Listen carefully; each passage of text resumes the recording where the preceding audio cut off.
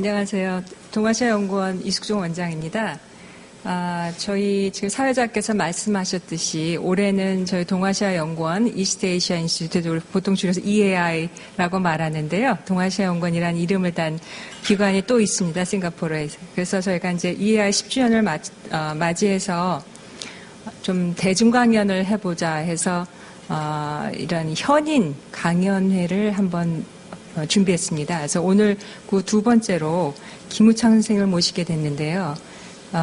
저희가 이제 나중에 Q&A 세션이 있기 때문에 선생님께 이제 올라오는 많은 질문에 대해서 답을 할 수 있는 시간을 많이 드리기 위해서 제가 선생님 소개는 조금 간단하게 하겠습니다.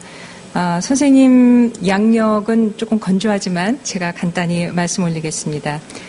김우창 선생님은 서울대 영문학과를 나오셨고요. 그래서 하버드 대학교에서 미국 문명사라는 박사를 취득하셨습니다. 그래서 오랫동안 고대 영문학과에서 시를 가르치시는 걸로 제가 알고 있고요. 현재는 이화여대 이화학술원 석좌 교수로 계십니다. 이제 세상에서 이제 보통 선생님을 말할 때 이제 저도 처음에 알게 된 것은 선생님은 이제 영문학자고 또 문학평론가시고 그렇게 많이 알고 있지만 선생님이 워낙 많은 다작을 하셨어요. 그래서 그 깊이라는 것이 이제 뭐 철학, 미술사, 정치, 경제학, 그래서 인문학과 사회과학을 넘나드는 이제 뭐 많은 분들이 한국의 지성을 대표한다 그런 아주 그야말로 굉장한 칭송을 받는 현자시고 그래서 저희 동아시아 연구원이 강연에 모시게 된 것이 너무나 당연하고 또 저희 연구원으로서는 굉장한 명예라고 생각하고 있습니다. 그래서 제가 제 전공 과목 읽는데 바쁜 사람이다 보니까 선생님의 글을 많이 접하지 못했습니다. 그래서 최근에 이렇게 이제 양력만 말씀드리기에 너무 제가 죄송해서 책을 좀 선생님 책을 읽어보기 시작했는데 많이 못 읽었습니다. 근데 이제 대개 선생님이 그 1977년에 쓰신 궁핍함 시대의 시인, 한국의 유명한 시인들을 어떤 서양의 어떤 철학적인 근거를 가지고 논평하신 이 글을 많이들 기억하는 것 같고요. 그 다음에 81년에 나온 지상의 척도, 91년에 나온 시인의 보석 등등 또 이제 이상적 사회를 위하여 그리고 최근에는 정치와 관련된 책도 많이 쓰셨어요. 그래서 2000년에 정치와 삶의 세계, 2003년에 풍경과 마음, 그 다음에 2007년에 자유와 인간적인 삶, 그 다음에 2008년에 정의와 정의의 조건, 그리고 제가 지금 읽고 있는 2008년에 세계의 동그라미라는 대담집이 있고요. 또 2011년 작년에 이제 성찰이라는 책이 나왔습니다. 그래서 선생님의 어떤 중요한 어떤 키워드일까 이런 것을 보면은 되게 심미적인 이성이다. 그래서 우리가 이성 그랬을 때 거기에 이제 심미적인 이성이다 그런 말씀을 붙여서 많이 설명을 하셨고 그 다음에 반성적인 사유 또 최근에 성찰 특히 이제 정치 사상에 관해서는 어떤 거리두기와 개입의 변증법 등등. 그래서 선생님의 이제 이러한 담론 개념 이러한 것을 두고 기무창론이라는 하나의 theory, 기무창론이라는 장르가 생겨 있었습니다. 그래서 감명을 많이 받았고요. 제가 이제 선생님께 박사학위 논문을 받은 친구가 있어서 물어봤어요. 그래서 선생님은 어떠시냐? 그랬더니 고대에서 선생님의 시 강의는 명강으로 다들 듣고 싶어하는 강의이고 무엇보다도 굉장히 자유로우신 분이다.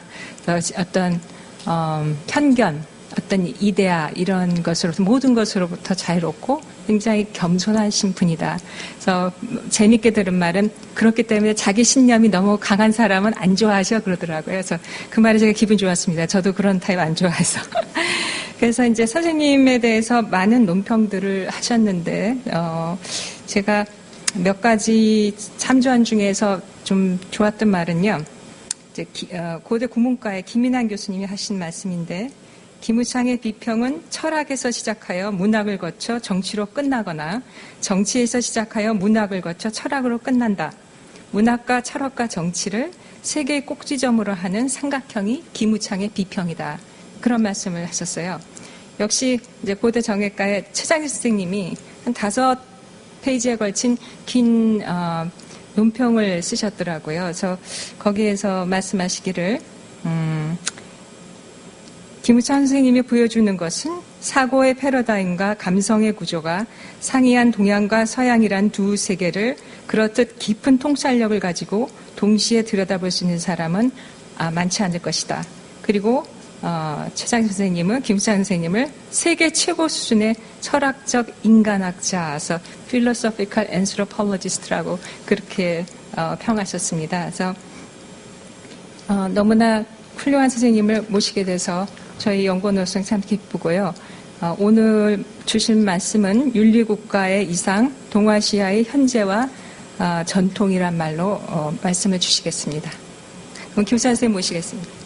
지금 이 선생님이 소개 말씀하셨는데 몇 가지 거기 맞춰서 앉아있기가 좀 불편한 것들이 있습니다. 하나는 현자라고 하신 거, 현자에는 도저히 미치지를 못하는데, 또 우리나라에서 현자, 성인 뭐 이런 말들이 있는데, 옛날에 그것이 무슨 뜻을 가지고 있느냐, 이걸 따져보면 복잡한 것 같아요. 꽤 많은 사람도 현자니까, 꾀대로 산 사람, 뭐 이런 뜻에서 살아남았으니까 역시 현자는 현자다. 이런 생각도 해볼 수가 있고, 또 대중강연이라고 하셨는데 마침 이렇게 보니까 대중은 여기 안 계시는 것 같아요. 그래서 다행으로 생각합니다. 내가 대중강연은 자신이 없는데 말을 까다롭게 하고 한국말 잘 못해가지고 영어 선생하는데 영어도 못하지만은 한국 살면서 한국말도 잘 못하기 때문에 이 대중강연은 특히 겁을 많이 먹는데 여기 보니까 뭐 대중은 안 계시는 것 같아요. 그래서 다행스럽게 생각하고 얘기를 하겠습니다. 근데 부탁을 받고 이 얘기를 준비를 했는데 하다 보면은 되게 말 많은 사람, 말을 못하면서도 말 많은 사람들이 있는데 특히 말 못하면 말이 많죠. 이거 해봐도 좀 시원찮고 또 해봐도 시원찮고 그러니까 자꾸 말을 하게 됩니다. 네, 그래서 내가 준비한 글이 굉장히 길고 좀 복잡한 얘기인데 이걸 주어진 시간에 다 할 수는 없고 어느 정도 요약을 해서 하도록 하겠습니다. 그럼 군데군데 그냥 발췌해서 읽어가면서 시간이 되면은 끝나지 않더라도 그냥 끝나기로 하겠습니다. 네, 10주년을 맞는 동아시아 연구원의 강연 시리즈에서 강연을 하게 된 것을 영광으로 생각합니다. 동아시아 연구원으로부터 강연 부탁을 받았을 때 연구원의 사업 내용을 잘 알고 있지 못하고 있었는데 전통적인 의미에서의 동아시아의 문제에 대하여 얘기하라는 부탁으로 생각을 했습니다. 그리고 그 방면의 전문가가 아니지만 사람의 일정한 역사적인 기반이 없을 수 없다고 한다면은 한국에 뿌리가 있는 사람으로서 그 뿌리가 되는 동아시아의 전통에 대해서 할 수 있는 말이 없진 않을 것이다. 이렇게 생각을 하고 이 얘기를 하기로 했습니다. 그러나 동아시아 연구원에 대한 얘기를 조금 듣고 보니 연구원의 연구의 초점은 주로 현재와 현대가 정의하는 바 동아시아 지역의 여러 상호관계 이것이라는 걸 깨닫게 됐습니다. 그럼에도 제 얘기는 전통적인 동아시아의 주제, 물론 전통 관심의 대상이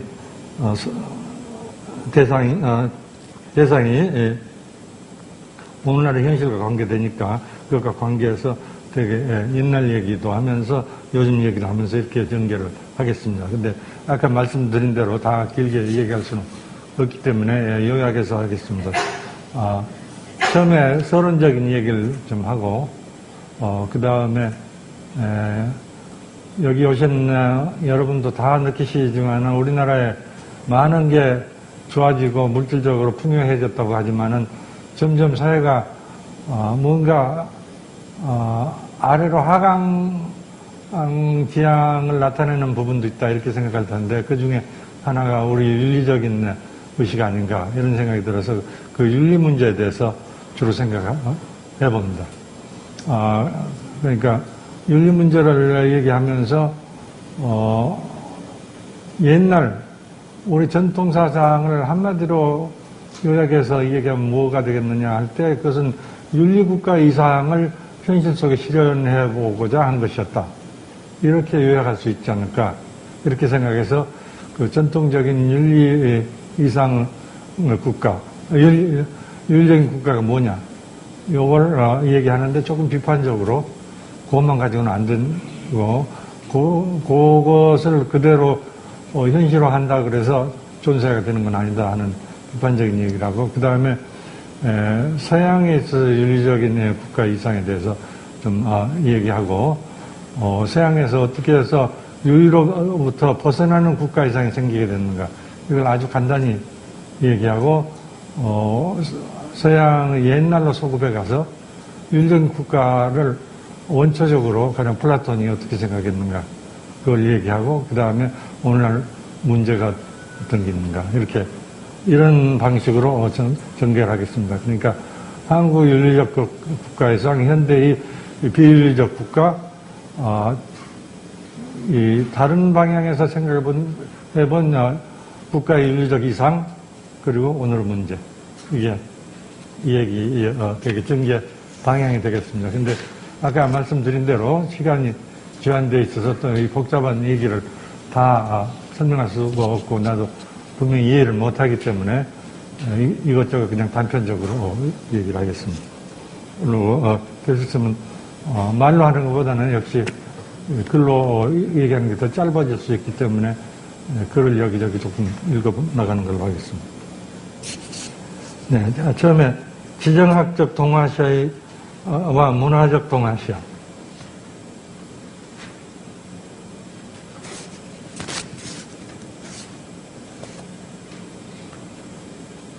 오늘날 우리 사고의 틀이 되는 게 뭔가 하는 걸 내 나름으로 좀 밝혀보려고 하는 것입니다.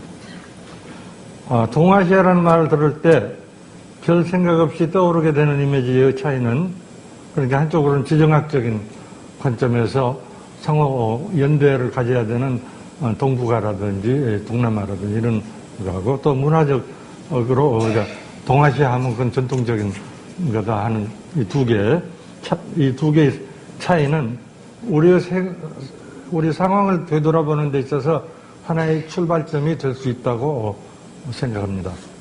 동아시아라는 말로 전통적인 아시아를 떠올리는 게 보통인데, 나 말이 잘못된 건지 모르지만 동아시아 하면 되게 전통적인 어떤 단위를 이루었던 사회, 우리가 이렇게 생각하는 것 같아요. 그래서 이렇게 전통적인 아시아를 떠올리는 것은 무반성적인 상투적 이미지이고, 잠깐은 혼란이면서도 우리의 문화적 상황 또는 넓게는 인식 지평에 존재하는 한 문제를 상기하게 하는 걸로 생각이 됩니다. 얼마 전에 나는 신문 칼럼을 쓰면서 독일 대통령 선거 얘기를 한 일이 있습니다. 신임 요하임 가우크 대통령은 취임사를 논했었는데, 거기서 가우크 대통령은 취임사에서 독일이 틀림없이 유럽의 전통 속에 서 있다는 것을 매우 길게 강조했습니다.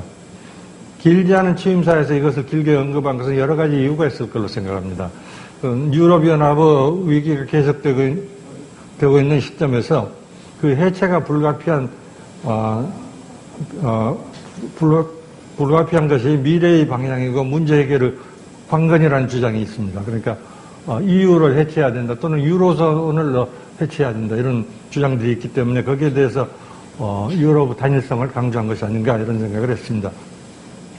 다른 한편으로 종교적 원리주의와 테러리즘의 위협에 대하여 유럽 전통 확인이 필요하다고 생각하는 것입니다. 그러니까 테러리즘의 세계에 난무하는 이 테러리즘에 반대되는 정치적인 이상을 가진 게 유럽이다.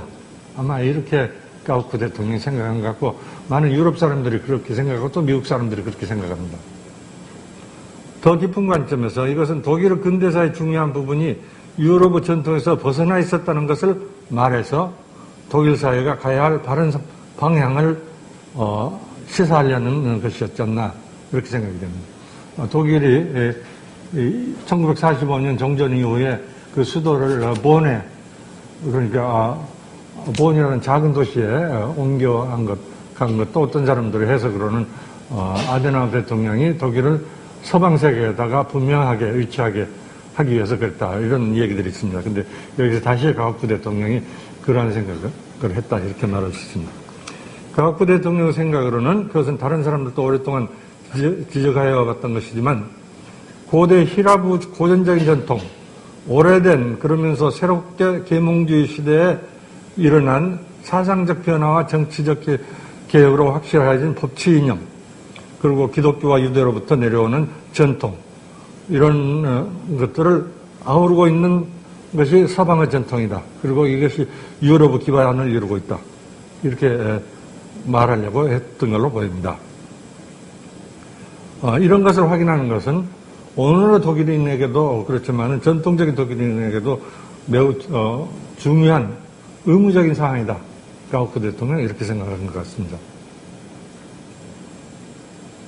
네, 여기 제가 그 괄호 속에 넣어서 얘기했지만은 너무 유럽을 강조하니까 우리같이 유럽 밖에 있는 사람 읽을 때는 이거 자기들만 잘났다는 거냐 해서 좀 기분 나쁘죠. 요즘 흔히 쓰는 말로 유로센트릭한 gener한 인상은 있지만 그래도 이해할 수는 있는 얘기였습니다. 이런 얘기가 좀 길어졌지만 이런 얘기를 생각하면서 생각하게 되는 것은 우리 현재와 미래를 위해서 정체성을 확인하고자 할 때 유럽의 경우처럼 우리에게도 지금 불러낼 수 있는 전통이 있는가 하는 사실입니다. 그러니까 유럽 사람들이 유럽의 위기라는 건 굉장히 현실적인 경제 문제고 정치적인 문제이면서 또 동시에 유럽의 문화 전통을 환기하는 것을 많이 볼 수 있습니다. 며칠 전에도 그게 신문에도 그러니까 독일 신문에도 크게 났지만은 균터 그라스가 그 말썽 많은 시를 썼는데 그것도 휘랍 얘기를 하면서 휘랍이 유럽의 모태라는 얘기가 거기에서 지적이 나와 있습니다. 그러니까 이런 문화적인 의식이 정치, 경제 속에도 섞여 있는 게 유럽이다. 이게 제가 말씀드리려고 하는 것입니다.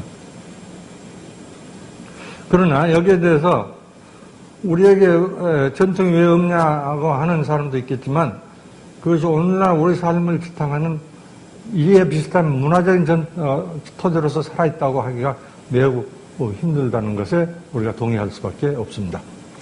동아시아 연구원이 주력하고 있는 연구, 제 이해가 틀릴 수가 있겠지만 현대에 있어서 동아시아 지역의 여러 관계로 밝히는 연구도 이러한 관점에서 다시 비추어 볼 수 있지 않을까 이런 생각입니다.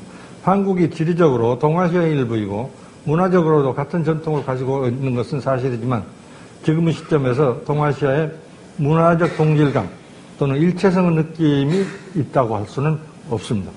그래서 하나로 묶고 있는 것은 단순한 지리적 연계입니다. 이것이 중요한 것은 다시 거기에서 근거하여 일어나는 현실적인 이해관계로 인한 것입니다.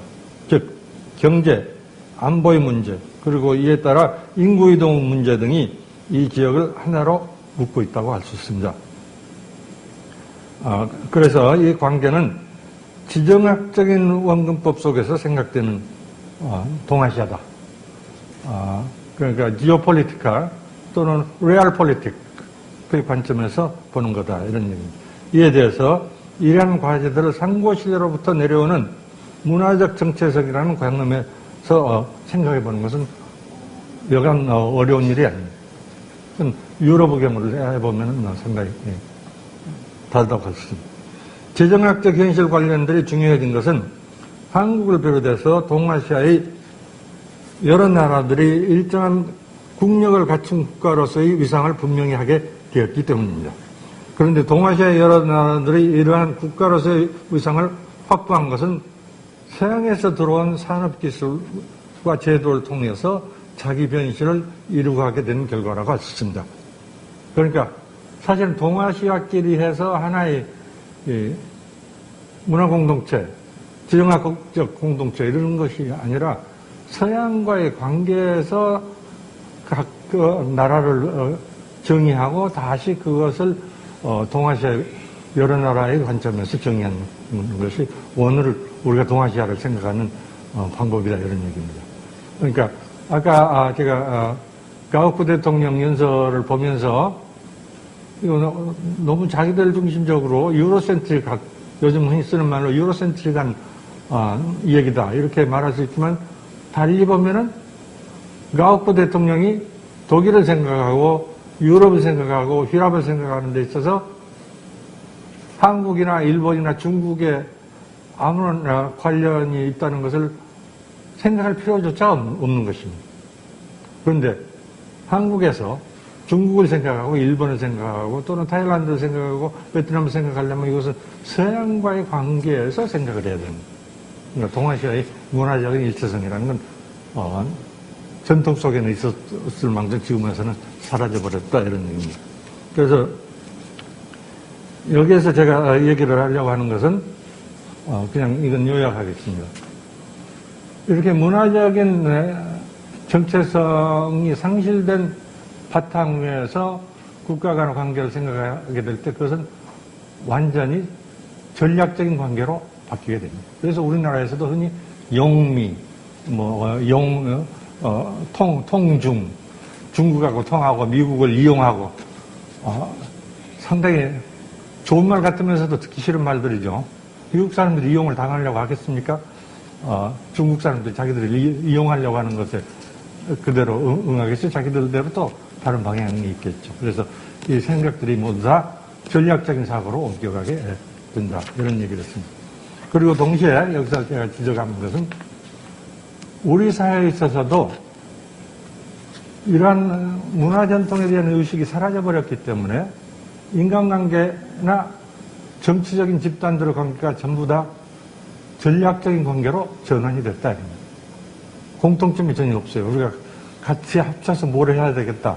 그래서 이러한 문화 전통 가치를 살리기 위해서 뭘 해야겠다. 이런 논의는 전혀 나오지 않고 저 사람들이 이용을 해서 나한테 유리하게 또는 내가 생각하는 정의로운 사회의 실천에 어떻게 활용할 수 있는가 이런 생각들이 주로 우리 관심의 핵심을 이루게 됩니다. 그래서 제가 잘 모르지만은 정치학적인 고려에서도 전략적인 사고가 국내에서나 국제적인 관계에서나 중요한 중요한 내용을 이루게 됩니다. 한 가지만 더 붙어서 말씀드리면은 미국 사람들이 우리한테 제국주의적인 세력이라고 하는데 물론 그건 사실입니다. 그러나 또 동시에 미국이 내세우는 어떤 정치적인 이상들이 있습니다. 민주주의라든지 인권이라든지 우리가 너무 전략적인 사고에 익숙해지다 보니까 인권도 얘기하고 민주주의도 얘기하고 이것은 다 위선이다. 이건 자기들의 이익을 추구하기 위한 하나의 핑계에 불과하다 이렇게 생각하고 있습니다. 우리뿐만 아니라 많은 나라에서 내세우는 그 인간 공통 이상에 대한 우리 해석은 대개는 전략적인 것이 서로 환원되게 되어 있습니다. 이것은 그런 것이 어떤 전략적인 핑계로 사용 안 된다는 얘기는 아니죠. 물론 되죠. 그러나 그러한 인간의 보편적인 이상과 전략적인 사고가 늘 결부돼서 움직이고 있는 것이 인간의 현실인데 그것을 너무 한쪽으로만 해석하는 쪽으로 우리 사고가 유형화되어 가고 있다. 이것은 우리가 문화전통을 상실한 것하고 깊은 관계가 있다. 그러니까 미국이 얘기하면 우리는 미국 제국주의자들이 거짓말이라고 하지만은 우리하고 관계없이 유럽 사람들이 오늘날에 금융위기하고 경제위기하고 관련해서 얘기하는 거 보면은 반드시 거기에 두 가지가 들어있습니다. 유럽 전체의 어떤 문화적인 이상과 그 사람들을 각각 여러 나라의 또 공통된 나라들의 이해관계 두 개가 섞여 있습니다. 그러니까 우리는 그런 말을 사용은 하지만 그것은 다 핑계고, 우리가 실제 챙겨야 될 것은 전부 다 이해관계다. 이렇게 우리 사고가 정형화되는 것이 아닌가 이런 생각입니다. 이것은 문화전통을 상실하고 깊은 관계가 있다. 이렇게 생각합니다. 그 다음에 유교의 윤리국가. 그런데 이렇게 되면 그 전략적인 사고가 지배하는 게 우리 정치 사고, 정치 전략 기본이다 이렇게 얘기하고 보면 달리 얘기하면은 그런 전략적인 이해관계에 도움이 안 되는 문화적 이상, 윤리적 이상 다 상실됐다 이렇게 말하는 것이 되겠습니다. 그러나 우리 전통을 되돌아보면 어느 나라보다도 윤리적인 이상에게 강조됐던 게 우리 사회라고 할 수 있습니다. 사실 동양에 있어서의 국가 이상이라는 것은 현실적으로 생각되지 않고 전적으로 윤리적으로 생각이 됐습니다. 요선시대 이상으로부터 그 후에 이상까지도 윤리를 사회에 실천하는 것이 국가의 임무라는 것처럼 되었습니다. 그래서 오늘날 우리가 윤리가 상실됐고 문화 가치가 상실됐다고 하지만 문화와 윤리를 현실화하는 것이 국가의 가장 중요한 책임이다 하는 게 있었는데 그걸 되돌아보자. 그래서 제가 이 문제를 길게 논할 수는 없기 때문에 여기서 얘기한 거 간단히 요약해서 그 함축만 얘기하면은 하나는 이 윤리적인 것을 강조하는 것이 반드시 윤리적 성격을 갖는 것, 윤리적 현실을 가져오게 하는 건 아니다. 윤리는 더 복잡하게 생각해야 된다. 이게 한 가지 결론이고, 그거보다 더 넓게 생각해서는 이 윤리를 다른 보다 더 깊은 차원에다가 기초하게 해야 된다. 그래서 현실과 윤리가 맞아 들어가는 세계가 실현돼야 된다. 이런 얘기를 하고 있습니다. 그러나 이렇게 얘기하는 건 비판적으로 우리 사회, 우리 전통을 얘기하는 것이지만 동시에 윤리의 중요성을 강조하는 일 자체는 우리 사회에 깊이 남아있다. 서양은 그 얘기하면 좀 이상한 사람처럼 돼버리죠. 그건 넉 빠진 사람들이 하고, 그건 말하자면 펀더멘탈리스트들이 하는 얘기처럼 서양에서는 간주하고 있습니다. 서양이 왜 이렇게 됐는가 하는 것도 물론 중요한 문제지만 우리나라에는 그래도 그 윤리가 좋든 나쁘든지 간에 국가에서 윤리적인 목표라는 건 매우 중요한 내용을 이루는 것이다 하는 인식은 아직도 살아남아 있다. 그럼 이것을 어떻게 새로 살아남게 하느냐, 이게 사실 오늘 시대에, 어느 시대에 있어서 중요한 문제 중에 하나다. 이런 얘기를 했습니다. 네.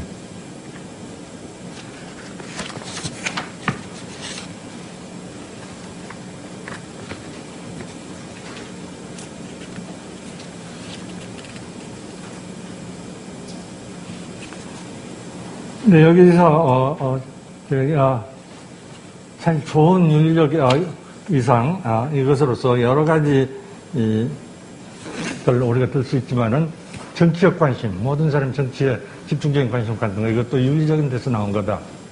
이런 얘기를 했습니다. 그것은, 우리가 아주 간단하게, 소박하게 생각해 보면은, 이 윤리적 국가 이상이라는 게 인간의 삶에 있어서 핵심적이라는 것, 생각이 들어있기 때문이다. 그리고 여기서 제가 그냥 간단한 말로서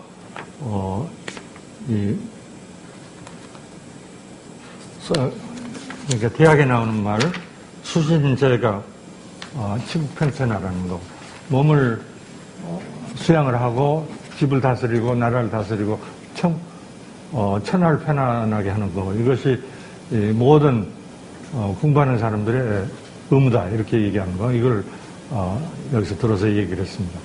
근데 이 말을 우리 잘 생각해 보면 개인적으로 수양을 해가지고 나라에 봉사하고 세계에 봉사해야 된다. 이건 아주 좋은 이상이죠. 그러나 그걸 거꾸로도 생각해 봐야 된다. 그러니까 나라에 봉사하는 일을 안 하는 개인 수양이 제대로 안 된 거다. 이렇게 거꾸로 생각할 수도 있다. 그래서 모든 사람들이 자기 인생을 완성하는 하나의 작업으로서 국가 일에 대해서 관심을 가지고 국가에 대해서 어떤 생각을 해야 되는 걸로 되어 있던 게 우리 전통사이다. 그래서 오늘날도 대통령 선거하면 정신 하나도 없이 그거에만 모든 사람 관심 집중하는 거, 이런 것이 거기에서 우리가 발견할 수 있는 오늘도 남아있는 전통적인 유습이다. 이렇게 얘기했습니다. 몇 년 전에 오바마 대통령이 대통령 당선될 때 뉴욕타임스에서 이게 여기 안 들어있는 그냥 잡담입니다. 각지에서 어떤 사람들이 대통령 선거에 어느 정도의 관심을 가지고 있는가 이런 걸 조사한 일이 있습니다. 그 미국 타임스에 나왔었는데 거기에 보면은 대부분의 사람이 대통령 선거에 뭔 관심은 있겠지만 직접적인 관심을 가지고 있질 않아요. 난 지금 어디 가서 슈퍼마켓에 가서 무엇을 많이 뭘 어떻게 사는 게 중요하다. 나는 병이 났는데 이 병을 좀 치료하는 게 중요하다. 뭐 이런 아주 일상적인 것들이 자기 중요한 관심사라고 그렇게 얘기한 것들이 뉴욕타임스에 다 요약이 돼서 나왔습니다. 그래서 실제 대통령 선거 자체가 핵심적인 관심이고 걱정되는 거다고 하는 사람은 상당히 적었어요. 그래서 신문에서 보도되는 거와는 달리 보통 삶이라는 건 상당히 대통령 선거나 이런 걸로부터 멀리 있다. 이런 느낌을 뉴욕타임스는 전달하려고 그랬고 나도 그거 읽으면서 그런 느낌을 받았습니다. 근데 우리나라에서는 여러분이 택시만 타도 대통령 이 말씀 듣고 제 말씀 듣고 하려면 너무 바쁘겠다 이런 생각하게 되죠. 교수들한테 얘기하면 너무나 대통령이 어떻게 해야 되고 하는 게 많기 때문에 대통령이 교수들 말씀 다 들으려면 어떻게 시간을 낼 수 있을까 이런 걱정이 생기게 됩니다. 그러니까 그러한 굉장히 정치적인 관심이 많은데 이것은 단지 정치적인 관심뿐만 아니라 인간 완성을 위해서는 정치가 필수적이라고 하는 그러한 우리의 전통적인 사고에서 나온 거다. 이런 얘기를 여기다 했습니다. 네, 그러면서 이렇게 정치에 너무 많이 관심을 가지고 수신제가 하는 데는 반드시 그것이 완성이 되기 위해서는 치국평천화까지 나가야 된다. 이런 생각 때문에 많은 사람들이 관해 나가는 것을 인간 완성의 한 방법으로 생각을 했습니다. 그러니까 출사하는 거, 사환을 하는 것이 얼마나 중요한가. 이것은 우리 모든 사람은 이 얘기에서 우리 전통에서나 오늘날에 있어서나 아주 중요한 것이 되어 있는 걸 알 수가 있습니다. 이것은 단지 권력에 대한 관심이 아니라 자기 완성에 대한 관심이고 또 이 자기 완성을 이제 좀 피상적으로 보면은 다른 사람이 자기를 어떻게 평가할 것인가 하는 것을 인간으로서 독자적으로 평가하는 것보다도 그 사람이 사회적으로 어떤 지위를 가지고 있는가로 평가하게 된 사실하고 관계가 되어 있습니다. 이게 맞는 얘기인지 모르지만 제가 본 걸로는 기억으로는 김구 선생도 이제 김구 선생은 그런 출세할 수 있는 사람이 아니었는데도 과거 시험을 봤는데 과거 시험에서 답안지를 쓰고 거기다가 자기 이름을 쓰려니까 자기 아버지도 과거를 안 봤는데 자기가 이렇게 과거 시험을 본다는 건 조금 효도가 아니다. 그래서 자기 아버지 이름을 거기다 썼다. 뭐 이런 기록을 제가 본 일이 있습니다. 이것처럼 인간 완성을 위해서는 반드시 과거를 봐서 과거를 통해서 벼슬을 해야 된다. 이런 좋은 것일 수도 있고 나쁜 것일 수도 있는 생각들이 우리나라에 많이 퍼졌습니다. 그리고 그 중에 하나가 모든 사람이 다 정치적 관심을 가져야 되고 국가가 어떻게 돼야 되는가에 대해서 관심을 가져야 된다. 이런 전통이 오랫동안 유학자의 관습이고 또 오늘날에도 그대로 남아 있습니다. 그래서 여기서 유학자들의 국가론에 대해서 조금씩 얘기를 했습니다. 정도전, 우리가 여기 지금 조선을 들어서 가까운 덕수궁이 있지만 경희궁이라든지 덕수궁이라든지 경복궁이라든지 또 사대문이라든지 이런 거 기본적인 바탕을 놓은 것은 다 정도전입니다. 그러니까 정도전의 관심사는 국토를 자기가 생각한 대로 기획을 하고 또 국가제도를 그렇게 하고 관리제도를 그렇게 하고 하는 것들을 다 연구한 사람이 정도전인데 정도전은 조선조를 창시하는 데 매우 중요한 일을 맡은 사람이었기 때문에 이렇게 생각하면 당연한 걸로 생각이 됩니다. 그러나 또 동시에 수도를 새롭게 건설하고 그 건설에 전부 작은 관심까지 자기가 전부 자기 관심대로 움직여야 된다 하는 것이 정당하냐 이런 것에 대해서 우리 정도전 연구도 그렇고 우리 유학 연구하는 데는 별로 없는 것 같아요. 이게 정당한 연구냐. 그건 정말 제대로 한 유학자의 바른 행각이었다. 이렇게 생각하는 것 같습니다. 근데 사실 잘 된 게 많죠. 오늘날도 정도전 자체는 굉장히 많습니다. 이건 근데 정도전뿐만 아니라 그 다음에 제가 여기서 예를 들고 있는 게 양성지. 양성지도 2조 초기이기 때문에 국가의 기초에 대해서 여러 가지 제도를 생각하고 국가는 이래야 된다. 이렇게 생각은 맞지만은 그것이 철저하게 기획된 국가를 얘기하는 것. 이것을 보면 놀라지 않을 수 없습니다. 그러나 지금도 연구하는 분들은 참 훌륭한 유학자였다 이렇게 얘기하는 것 같아요. 그래서 제가 그 훌륭한 사람이기도 하지만 우리가 이것을 그대로 받아들이기는 어려운 면도 있다는 것을 말하기 위해서 이 정성지의 뒷부분에 대해서만 조금 얘기를 하겠습니다. 근데 국토를 어떻게 기획하고 관료제도를 어떻게 만들고 관료가 어떻게 행동해야 되고 임금은 어떻게 해야 되고 이런 것들을 많은 유학자들이 다 했습니다. 그래서 이 임금이 그야말로 소통을 하려면 굉장히 괴로웠을 것 같아요. 그런데 그 안이 많은 경우에 현실로부터 올라오는 것이라기보다는 자기들이 가지고 있는 추상적인 기회에 따른 것이다. 이것에 우리가 주의를 할 수 있습니다. 그러니까 가령 양성지에 있어서 이 중간 부분을 좀 읽겠습니다. 그러니까 서울이 이제 조선조에 와서 생겼는데 개성으로부터 서울로 수도를 옮겼는데 고려시대도 그렇고 중국에서도 그렇고 오경이 있어야 된다. 5개의 서울이 있어야 된다. 그렇기 때문에 이제 서울을 경도를 상경이라 하고 개성부를 중경이라 하고 경주를 동경, 전주를 남경, 평양을 서경, 함흥을 북경으로 기획해야 된다. 이렇게 제안을 하고 있습니다. 이것이 사실적인 데서 이런 필요가 있어서라기보다도 중국적인 사례 또 이런 5가지 방위 그러니까 4방위하고 중심 이것을 합쳐서 거기에 여러 가지 수도가 있어야 된다는 말하는 추상적인 것. 중국 사례 또 주례에서 이 사람들한테 아주 중요한 게 주례에서 나온 그런 기획에 의해서 나라를 바로잡아야 된다 이렇게 얘기를 했습니다. 그 능묘의 문제라든지 또 관직의 문제들도 이렇게 얘기했습니다. 또 여기 재밌는 것은 음악도 그것에 따라서 정리해야 된다. 음악도 제도화해야 된다. 이렇게 돼 있고 또 재밌는 것은 제가 그 마지막 부분 이 양성지 마지막 부분만 읽겠습니다. 옷을 다 엄격하게 통제해서 입어야 된다.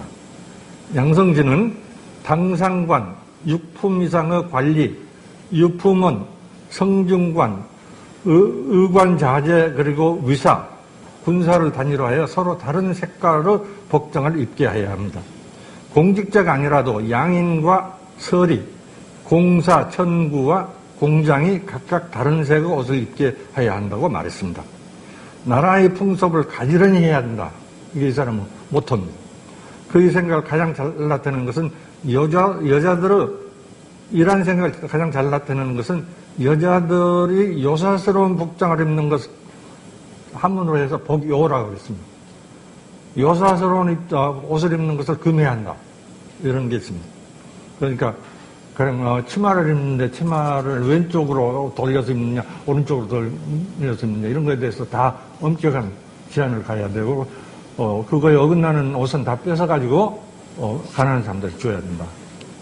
이런 게 있습니다. 그런데 이렇게 매우 구체적으로 자세하게 사람 사는 데 대해서 일정한 규격을 부여하려고 그랬는데 비판적인 생각은 별로 없는 것 같아요. 오늘 연구에 있어서. 그러니까 수도의 문제, 국토의 문제, 관료제도의 문제 이런 거에 대해서 별로 없는 것 같습니다. 또 유수원이라는 사람이 한 얘기들도 제가 소개를 했는데 그냥 생략을 하겠습니다. 근데 유수원의 경우에 이 한용우 교수가 쓴 책들에 보면은 유선을 굉장히 극찬을 했습니다. 근데 유선의 직함이 뭐냐? 홍문관 직제학입니다. 아주 말단도 아니지만 높은 사람도 아닙니다. 이 사람들이 군우 제도는 어떻게 해야 된다. 관료 제도는 어떻게 해야 된다. 지방은 이렇게 다시 쪼개서 이야기해야 된다. 이렇게 다 제안을 하고 있습니다. 그러니까 자기 생각으로는 아주 좋은 거죠. 그러나 이런 것들을 쭉 보다 보면은 이렇게 하다 보면 나라가 온전하게 지속이 될 수 있었을까? 이런 생각을 하지 않을 수 없습니다. 그러나 우리 연구에서는 다 좋은 유학자들로 생각합니다. 그럼 우리 유학적인 사고 속에 들어있기 때문에 그렇죠. 현실로부터 이런 문제가 있으니 이거에 대해서 대처해야 된다. 이런 생각이 아니라 자기들이 가진 추상적인 생각으로 바로 앞 세대에서 관료제도를 이렇게 했는데 그 다음 세대에서 이것은 폐지해야 된다. 이런 식으로 자꾸 제안이 나오는데 이 유수원의 경우는 홍문관 직제학이라는 과히 높지 않은 자리에 있는 사람으로서 국가제도의 전체적인 개혁에 대해서 얘기를 하고 있습니다. 이건 무수히 많은 학자들마다 그렇게 됩니다. 그러니까 이러한 사고가 어디서 나오는가? 이건 유의적인 이상, 또 우주론적인 이상, 태극설에 기초한 우주론적인 이상을 현실에 실천해야 된다는 데서 물론 나온 좋은 의도를 가진 것입니다. 그러나 이것이 제대로 된 방향인가 여기에 대해서는 우리가 조금 의문을 가질 수가 있습니다. 여기서 예로 그러니까 조선조의 유학자들을 사고를 지배하고 있는 유토피아의 사상이었다고 생각합니다. 이건 조선조뿐만 아니라 실제 유학을 지배하고 있는 것은 유토피아 사상이죠.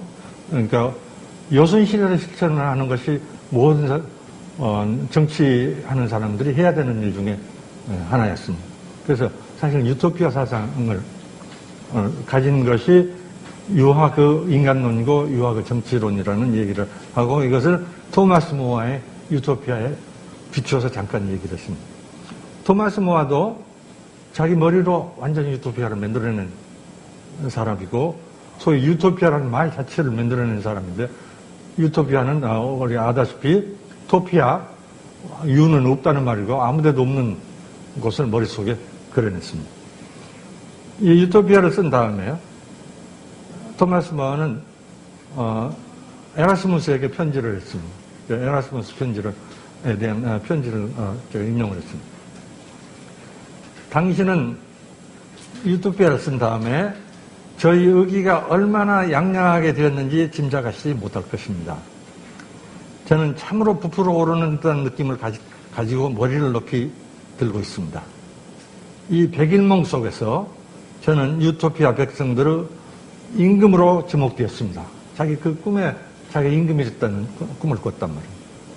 저는 밀대의 왕관을 쓰고 두드러져 보이는 프란시스코 교단의 승복을 입고 밀대의 호를 들고 시민들의 시종의 호의를 받으면서 행진하고 외국의 사신과 왕들을 아련하는 저 자신을 상상하게 됩니다.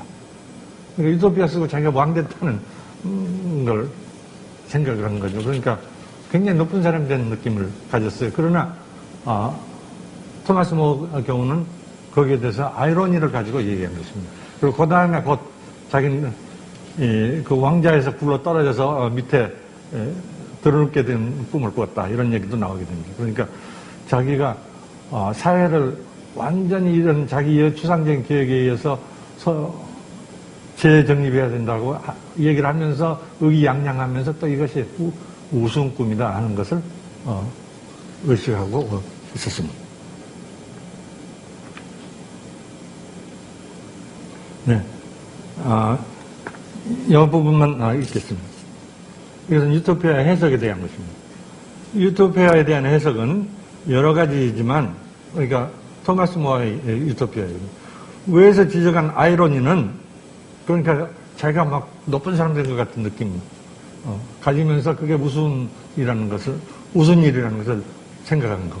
이 아이러니는 영문학자 스티븐 그린블렛의 해석에 나오는 것입니다. 그린블레트는 모어가 이 소품을 쓰는데 있어서 동기가 된 것은 자기 소멸의 희망이었다고 합니다. 자기를 없애버리는, 자기를 줄이는 것. 이건 삶을 살아가는데 요구되는 자기 형성, 셀프 패셔닝의 복잡한 변증법과의 관계에서 설명이 됩니다. 모어는 유토피아를 통해서 당대의 부패한 사회를 비판하고 당대의 권력과 재산 제도에 승복하는 행위에 한계가 있다는 것을 드러내고자 했습니다. 당대가 잘못됐다는 것을. 그러면서 더 동시에 자기가 여기에 봉사하고 있다는 것을 의식을 했습니다. 유토피아는 결국 요즘식으로 얘기하면 수상의 자리에까지 올라갔습니다. 그러니까 자기가 그 우습게 알면서도 거기에서 노력을 해서 높은 자리에 계속 올라갔습니다. 그래서 자기 비판을 위해서 내가 이렇게 벼슬을 추구하고 있는 것이 잘못된 것이라는 것을 의식하기 위해서 유토피아를 썼다. 이게 그린블라트의 해석입니다. 매우 복잡한 해석이죠. 그러나 그러니까 자기 소멸을 위해서, 자기 확대가 아니라 자기 소멸을 위해서 유토피아를 썼는데, 이것이 그의 소망이었다면 그것이 다시 한번 역설적으로 그를 더욱 유명하게 하고 더욱 자신감을 갖는 사람이 되겠습니다. 자기는 아이러니를 의식하면서, 파라독스를 의식하면서 이런 속된 것에 봉사하고 있다는 의식 때문에 오히려 자기가 더 높은 사람처럼 되고, 사실 유토피아로 해서 그 유럽 전체에 유명한 사람이 됐어요. 그래야 자기 소멸은 다시 자기 형성의 과정에서 자기 확대로 변형되게 됩니다. 여기에 드러나는 것은 그것이 토마스 모아의 의도였든지 아니었든지 간에 자기 소멸의 동기 또는 자기 단련, 극기와 겸손도 전도된 자기 확대의 표현이 되는 수가 많다. 이러는 것을 보여주는 것입니다. 여기서 제가 다른 예를 들었는데, 톨스토이가 성자들을 그린데 보면 그런 게 상당히 많습니다. 자기를 버리고 고생을 하고 금욕적인 생활을 하지만은 그것은 자기를 성자가 되게 해서 현인도 물론 되는 수도 있겠지만 현인도 되고 성자가 돼서 세상에 높은 사람처럼 행세하기 위해서 그런 것이다 하는 것을 보여주는 톨스토이의 단편들, 이런 장편들이 있습니다. 그러니까 모아의 경우도 이런 복잡한 사정 속에서 이해해야 된다. 이게 그린블라트의 생각입니다.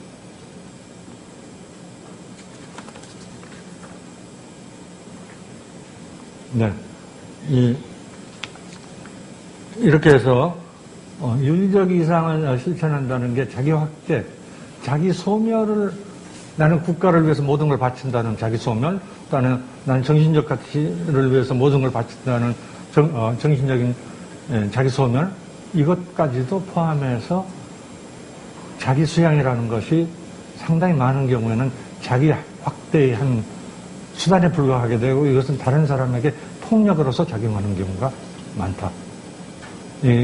이것을 그대로 받아들인다는 것은 문제가 생기는 거다 하는 걸 저는 생각하면서 이런 걸 얘기했습니다. 이것은 이데올로기에 의해서 동기지어진 많은 정치적 활동에 우리가 두루 해당시켜서 봐볼 수 있는 것입니다. 그러면 그런 거 없이 어떻게 사람이 살 수 있느냐? 그렇게 봐볼 수는 없죠. 그렇게 자기 헌신을 하는 사람, 수신제가 추구평천을 하는 사람, 또 그러한 이상이 없어진 사회라는 건 더 나쁜 사회가 되니까, 그냥 일방적으로 이게 나쁘다, 이렇게 말할 수는 없습니다. 근데 이렇게, 얘기하다 보니까 시간이 10분밖에 안 남았습니다. 그래서, 그 다음, 이제, 두 가지만 얘기를 하겠습니다. 하나는,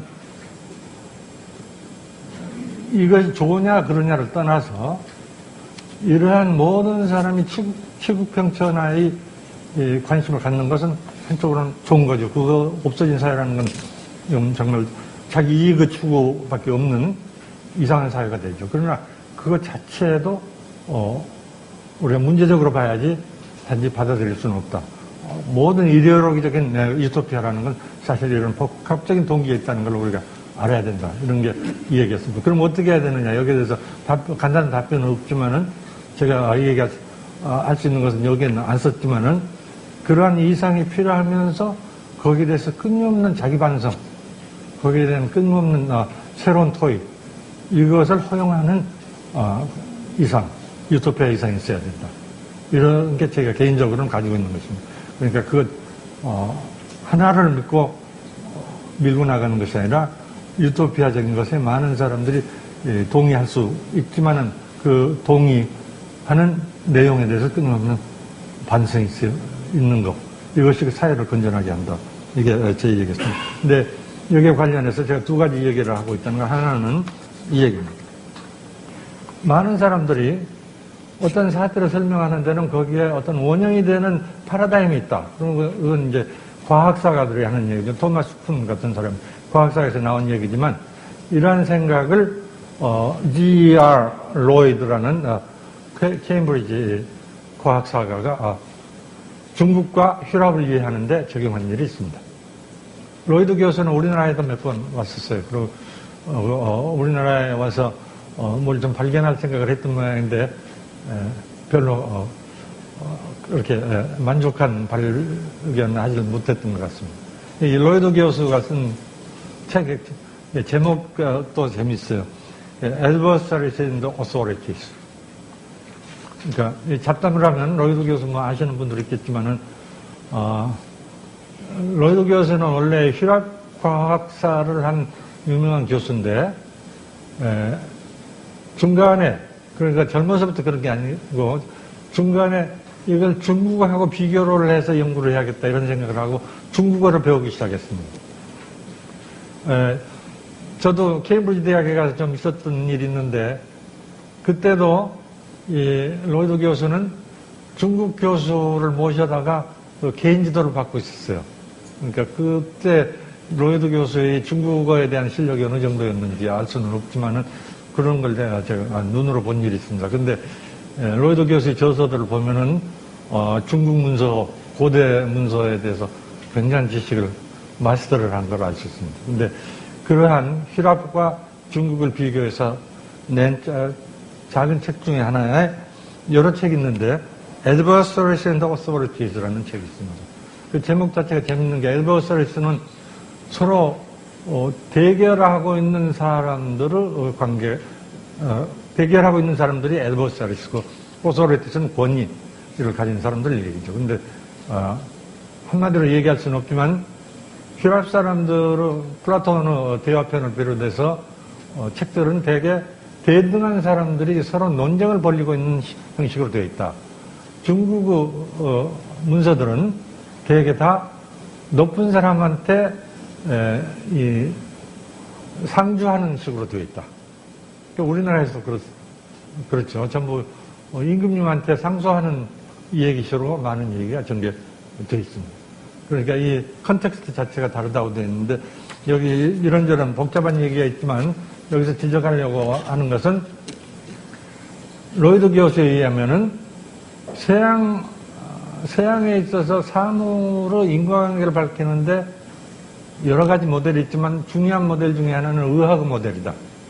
어떤 병인이 있어서 어떤 병이 났고 거기에 대해서 어떻게 대처하는가. 그래서 인과관계를 밝혀내는 것이 아주 중요하다.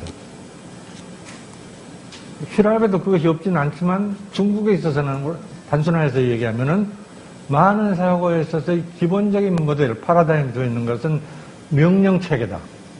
그러니까 관료제도를 분명히 하고 관료에게 제대로 명령을 내리고 그 관료가 제대로 그 명령을 시행하면은 모든 일이 다 잘 되어갈 텐데 관료들이 잘못하는 또 제도가 잘못되어 있기 때문에 이것을 고쳐야 된다. 그러니까 중국 사람들의 인과관계의 사고에 있어서 중요한 것은 이것이다. 휘랍 사람에 있어서는 병에 대한 사고고 또 동시에 병을 하다 보면은 원래 이 병난 사람의 자질이 그렇게 되어 있다 그래서 그 본질이 그렇게 되어 있다는 생각이 되고 본질과 본질 관계를 밝히는 인과관계에 대한 사람을 제외한 과학적인 연구 같은 것이 거기서 전개되어 간다. 이런 얘기들이 이렇다고 그래서 중국이라는 게 잘못 생각하는 거다 이렇게 얘기하는 건 전혀 아닙니다. 로이드 교수는 중국과 히랍 과학을 높이 평가하면서 그것을 공정하게 비교하려고 예를 쓰었습니다.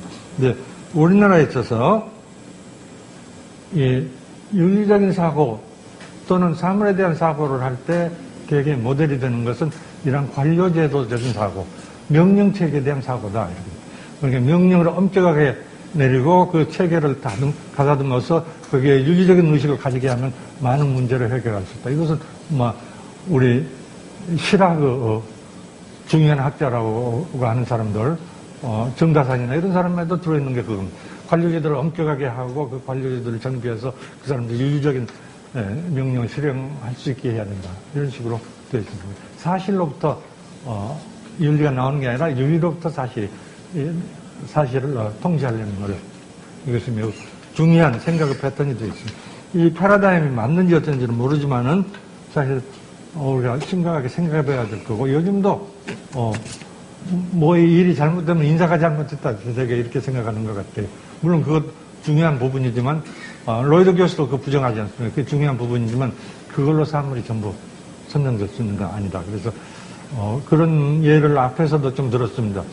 그런 정조 시대에 이명식이라는 관찰사가 무슨 얘기를 한 거 이런 거에 대해서 좀 언급을 했습니다. 그러니까 일이 잘 되면 그 제도를 조금 고치면 된다. 이런 식으로 된 거. 그것이 맞는 얘기인가에 대해서 얘기를 했습니다.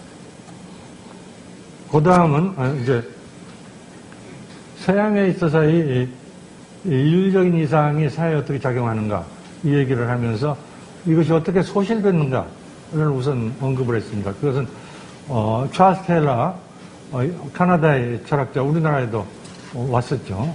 아마 이 조선 호텔에도 왔었던 것 같아요.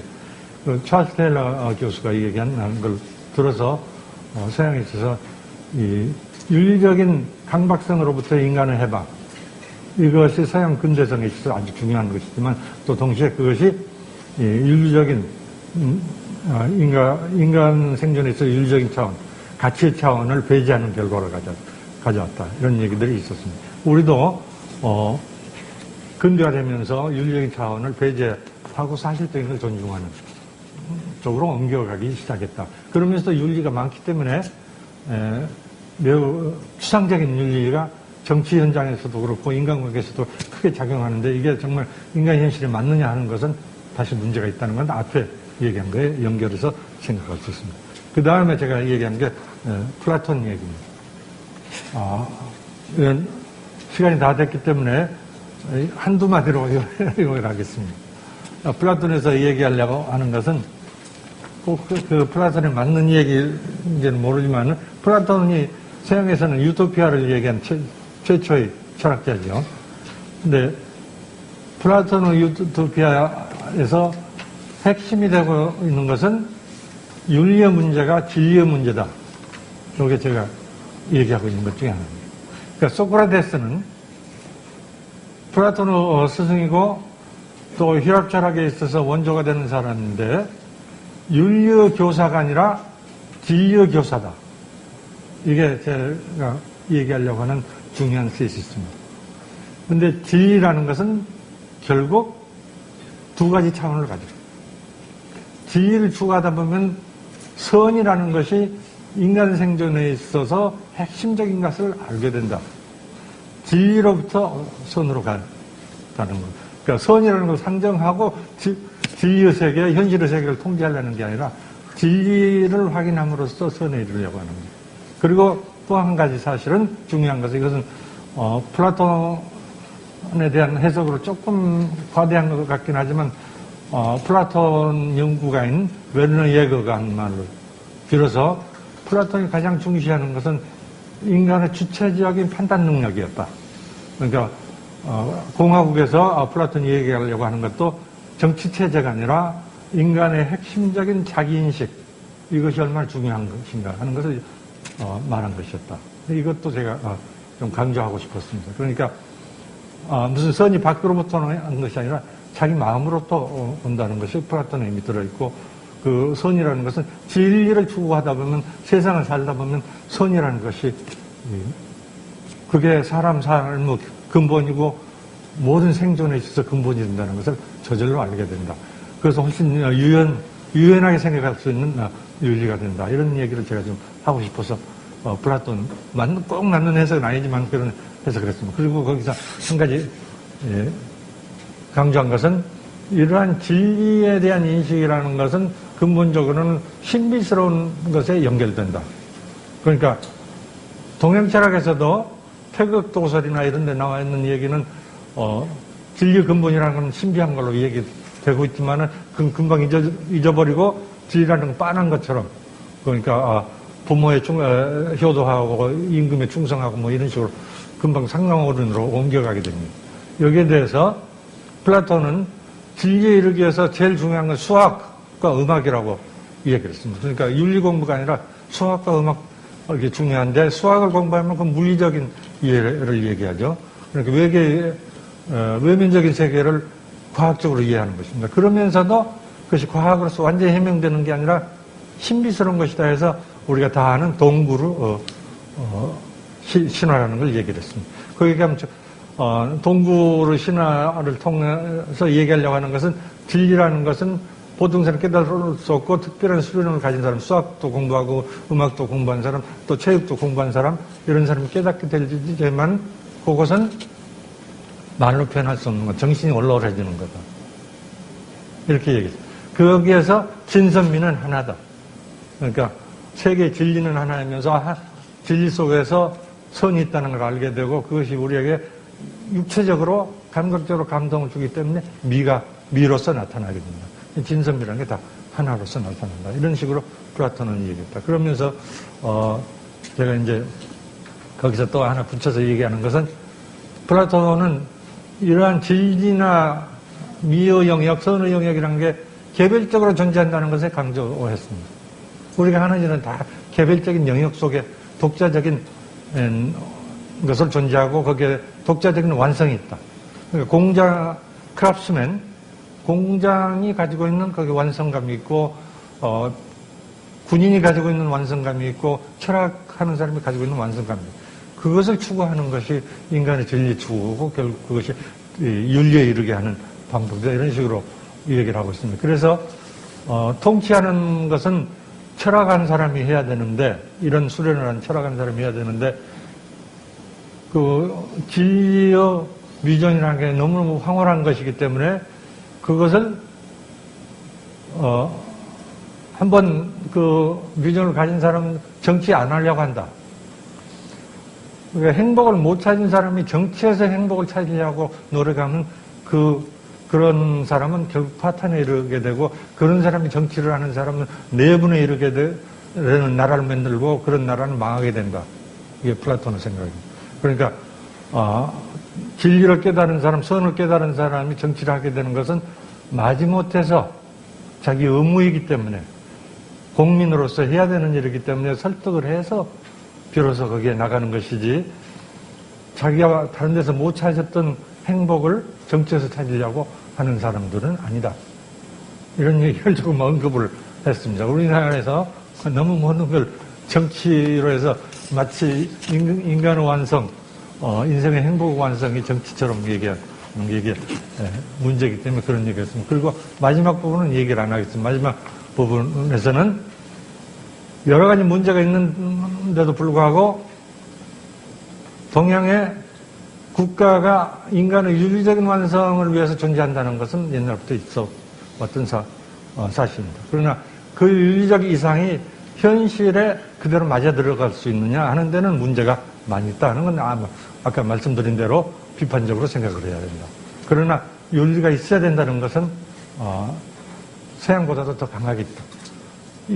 여기에서 옛날에 있었던 국가의 윤리적 이상을 되찾고 또 이것을 현실에 맞게 어떻게 변형시켜서 다시 존재할 수 있게 하는가, 이런 것을 연구하는 것이 아시아 전통사상을 연구하는 데서 매우 중요한 거고, 이러한 것이 공동 작업으로서 존재하게 될 때 비로소 동아시아에 있어서의 국제관계라는 것도 단순히 전략적인 관계 이상은 인간의 보편적 이상을 추구하는 그러한 관계가 될 것이다. 이런 것이 마지막 얘기였습니다. 네, 이걸로 끝나겠습니다.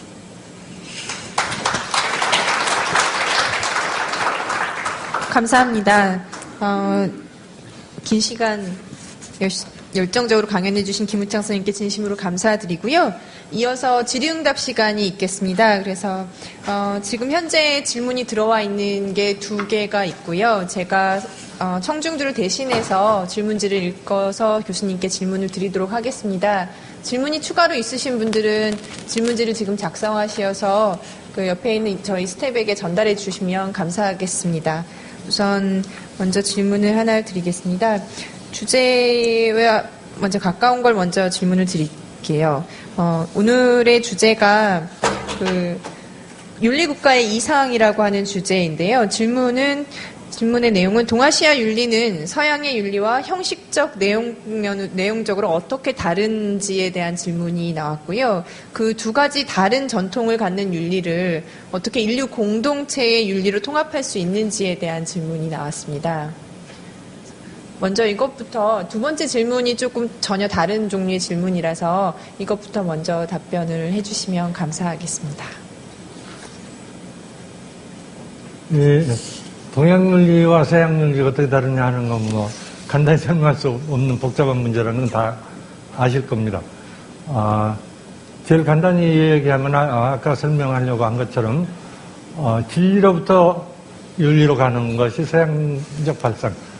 좋게 생각해서 플라톤적인 발상이고, 이 윤리로부터 진리로 갈 수 있다고 생각하는 것이 동양적인 발상인 것 같은데, 이 동양적인 발상은 좀, 윤리를 너무 좁게 생각하는 것이 있고, 윤리의 변형 가능성을 제한하는 점이 있는 것 같다. 이렇게 말할 수 있을 것 같습니다. 그리고, 여기에 써 있기는 하지만, 언급은 안 했는데, 동양윤리에서, 대개 얘기하면 이제 이 천지 이치로부터 우주 이치로부터 시작해가지고 삼강오륜으로 이렇게 내려가게 되는데 거기도 그러니까 우주론부터 시작해서 얘기가 됩니다. 그러나 삼강오륜으로 곧 넘어가는데 그것은 이 동양 사람이 생각할 때 주로 사회적인 생각을 서양 사람보다 많이 했고 또 그 사회적인 모델이 된 것은 여기에서 얘기를 했는데 소국 과민 나라가 작고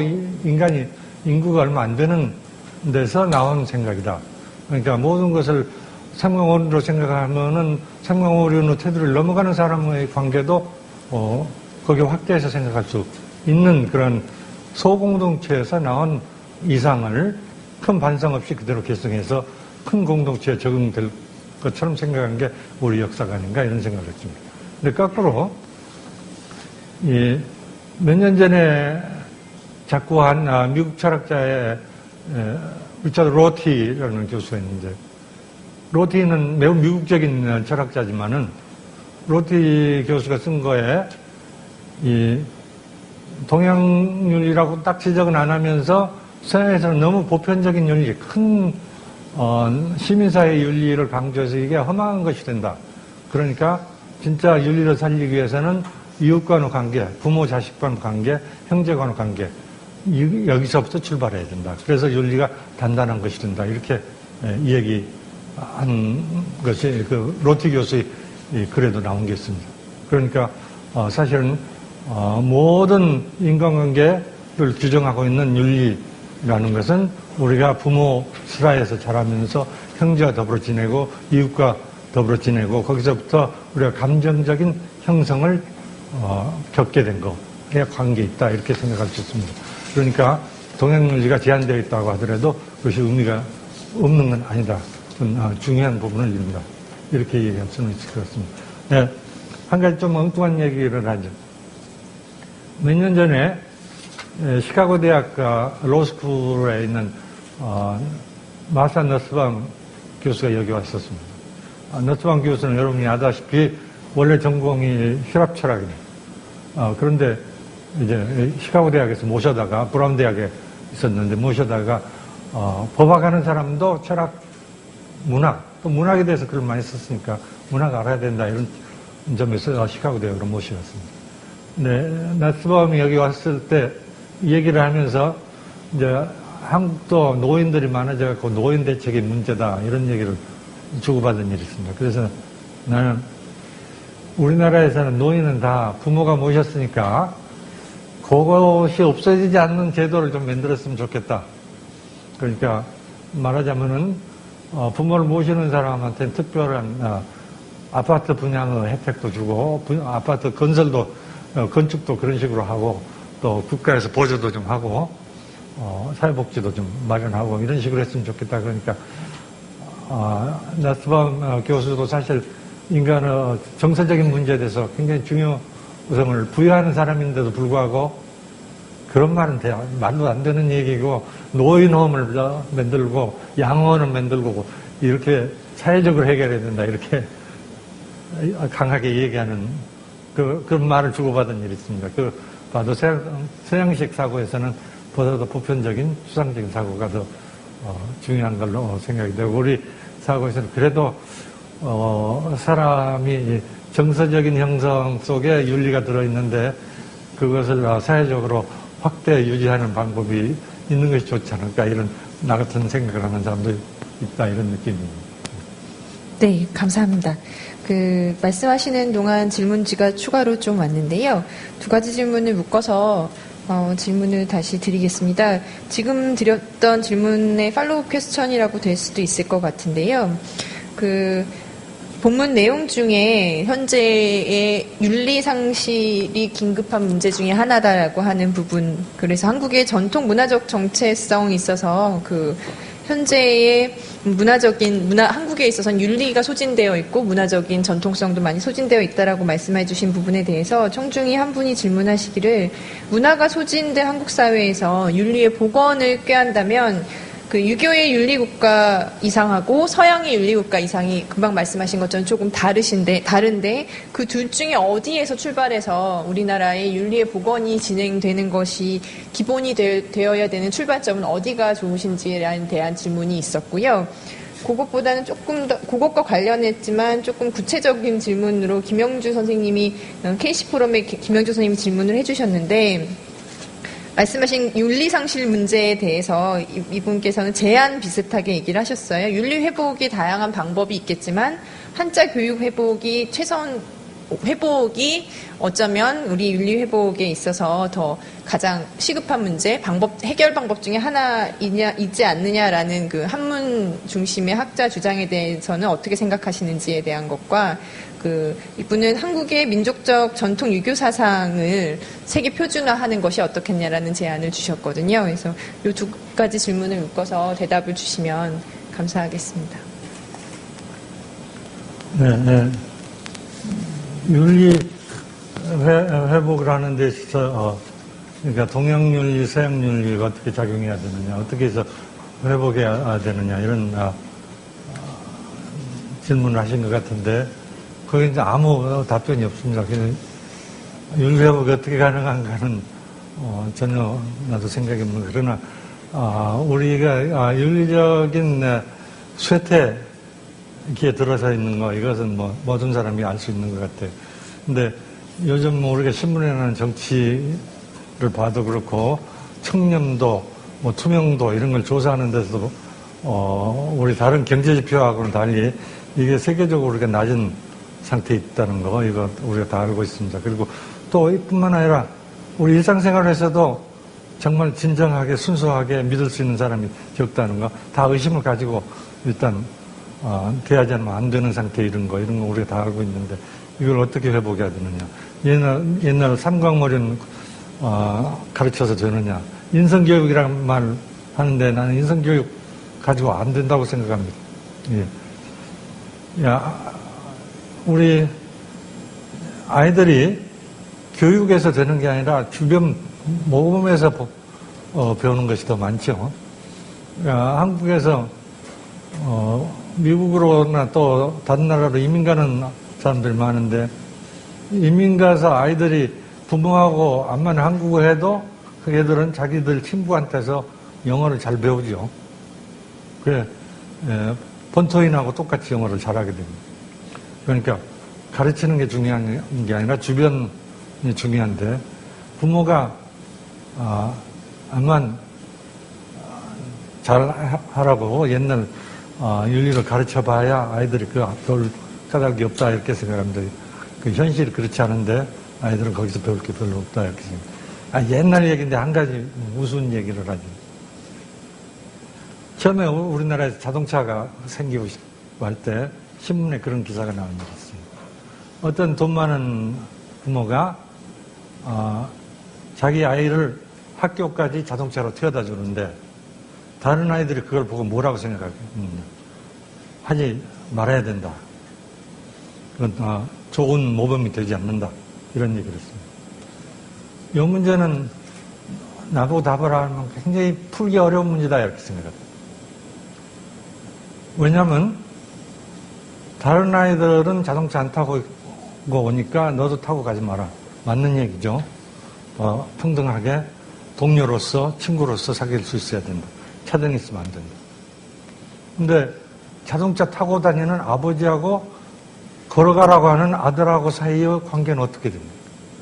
아버지는 자기 마음대로 편하게 타고 다니고 아들은 걸어서 가라.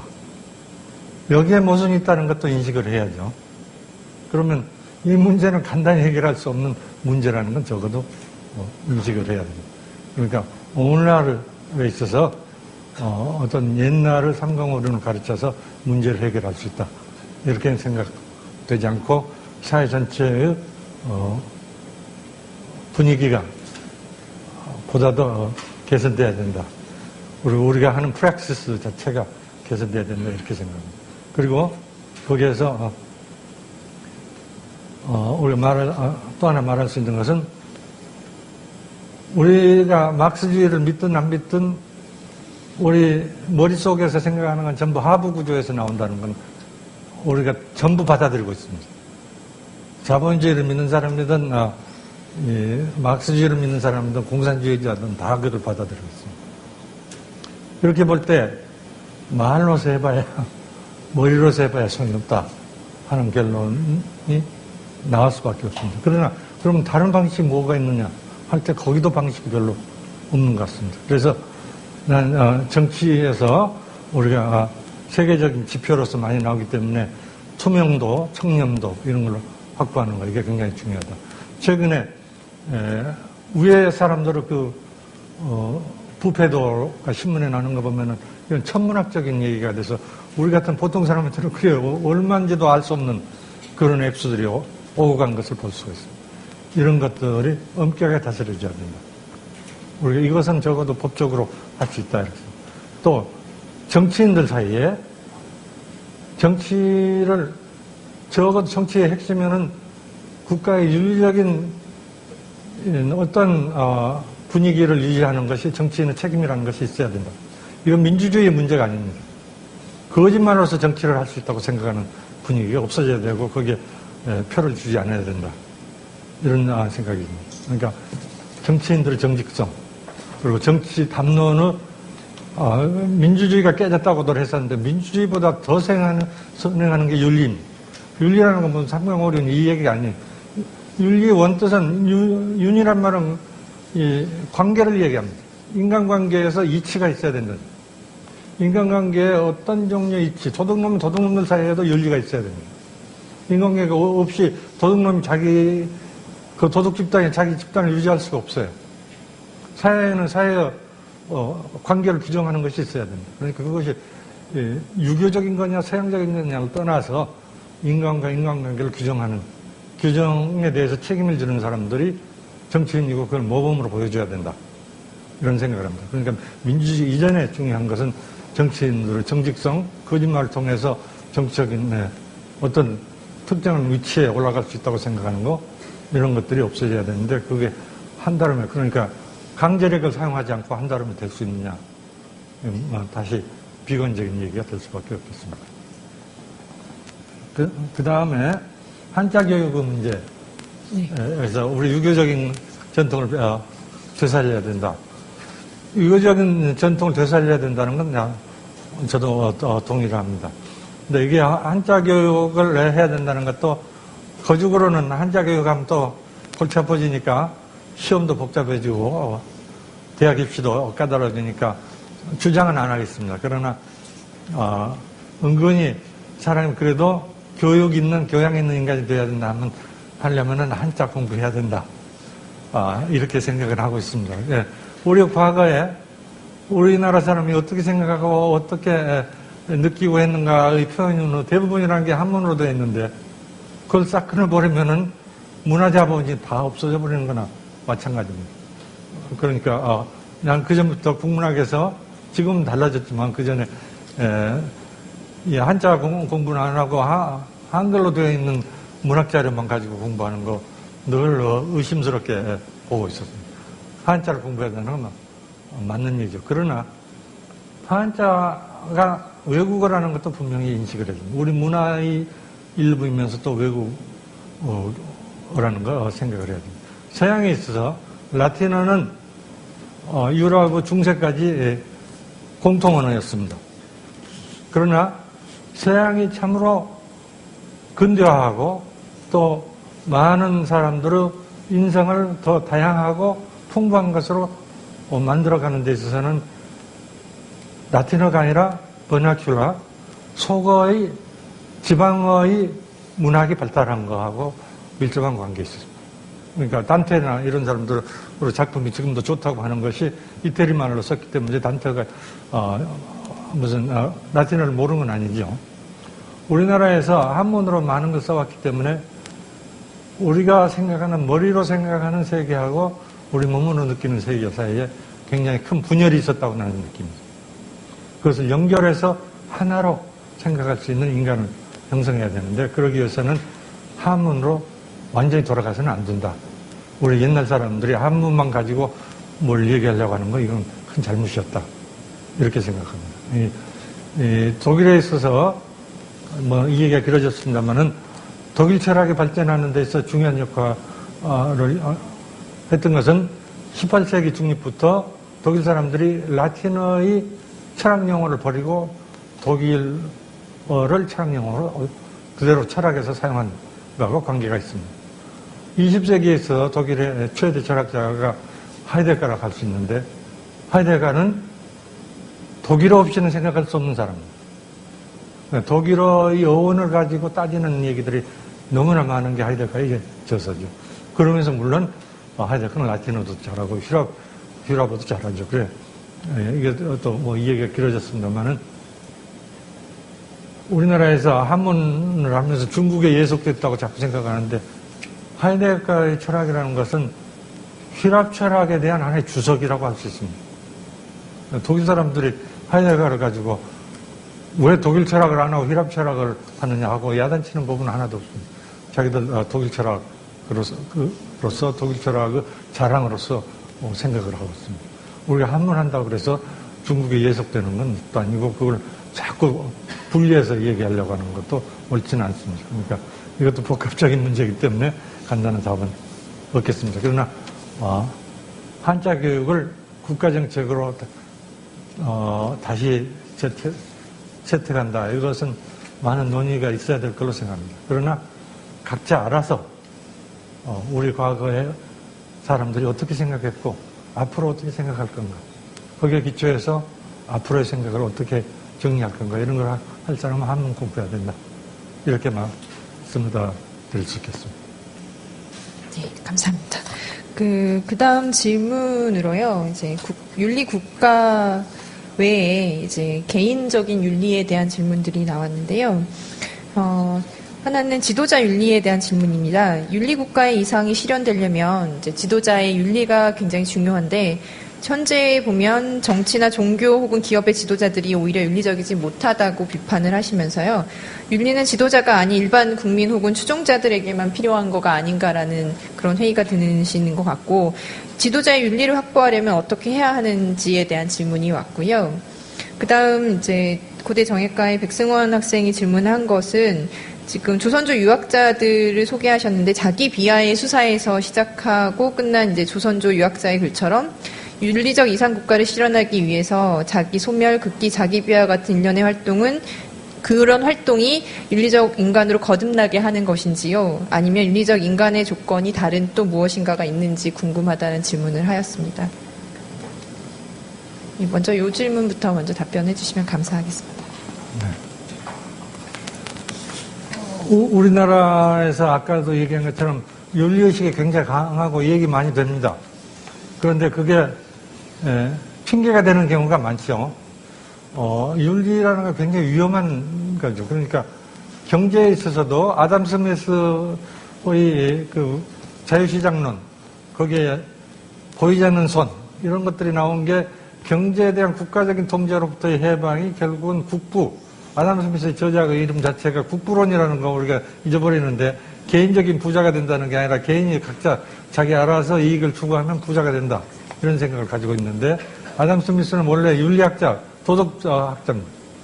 아담 스미스의 생각에는 각자가 자기가 알아서 자기 알아서 하면은 그것이 국가 전체적으로도 윤리가 확보된다는 생각이 스미스에는 있습니다. 그 인간 본성에 들어있는 거라 이런 생각이 있습니다. 그래서 그 윤리라는 건 좋은 것이면서 또 우리 사회에서 많이 얘기되는 것으로서 정치인도 얘기하고 집안에서도 얘기하고 얘기하지만은 윤리가 억압적 성격을 가지고 있다는 것도 우리가 알아야 됩니다. 억압적 성격이라는 건 나한테 내 스스로 윤리적인 인간이니까 나한테 내가 가하는 억압이면서 다른 사람한테 억압하려는 수단이 되죠. 다른 사람, 너는 왜 이래? 이렇게 야단치기 위한 방법이 하나가 되니까 윤리로부터 해방이라는 것도 굉장히 중요한 역사적인 과제의 하나였다. 이걸 우리가 인정을 해야 됩니다. 그래서 플라톤 얘기를 제가 한 것은 윤리적 국가를 얘기하고 지도자의 윤리성을 얘기하면서 그것을 인간 완성의 이상으로서 얘기했다는 것을 말하기 위한 것입니다. 인간 완성이라는 건 다른 사람 보기에 너 완성된 인간이 돼, 이런 얘기 아니라 자기 인생을 보다 보람있게 살기 위해서는 윤리적 인간이 돼야 된다는 게 말하자면 플라톤에 들어있습니다. 자기 잘 사는 거지 뭐 남을 부리고 어쩌고 하는 거하고는 관계가 없는 일입니다. 그래서 그러한 윤리적인 깨달음을 가진 사람이 정치로 나오기 위해서는 권고를 많이 해야 된다. 그래서 좀 모심을 해야 된다. 이런 얘기가 있습니다. 그러니까 윤리가 필요한 것이면서 그것이 핑계로 사용될 수 있고 억압의 수단이 될 수도 있고, 많은 사람이 윤리적인 것을 이상으로 생각하면서 또 동시에 윤리 억압성에 대해서 강한 의식을 가지고 있다는 착잡한 문제들을 우리가 알고 있어야 된다. 이 정도로 얘기할 수밖에 없습니다. 어떻게 해서 그런 윤리가 이 정치 지도자 사이에 실현될 수 있는가? 이건 참 어려운 문제죠. 근데 그 윤리적인 진정성을 가진 윤리적인 인간하고 자기의 완성을 추구하는 인간, 그 속에서 자기 의무를 하려고 하는 정치인하고 그렇지 못하고 그걸 가지고 남을 억압하려고 하는 사람, 또 그걸 핑계로 삼아서 남을 규탄하려는 데 주로 이용하는 사람, 이런 사람하고 우리가 직감적으로 식별할 수 있어야 된다. 뭐 이 정도밖에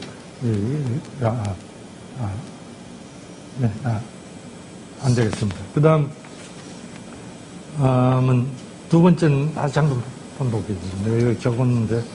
두 번째 질문은요, 그러니까, 개인이 윤리적 인간이 되려면 어떠한 지금 소개되어 있는 조선조 유학자들 같은 경우면 이제 뭐 자기 소멸, 극기 자기 비하 같은 그런 활동들을 통해서 윤리적 인간으로 거듭나게 하게 되는 것인지, 아니면 윤리적 인간의 조건을 어떻게 해야 되는지, 학생이 질문을 한 것이니까 본인이 윤리적 인간이 되려면 어떤 노력을 거쳐야 되는지 혹은 성찰을 거쳐야 되는지에 대한 의견을 물어본 것 같습니다. 네, 네. 두 가지로 이것도 답변을 가지고 있는 것이 아니기 때문에 길어질 수밖에 없게 됐는데 두 가지로 답변하겠습니다.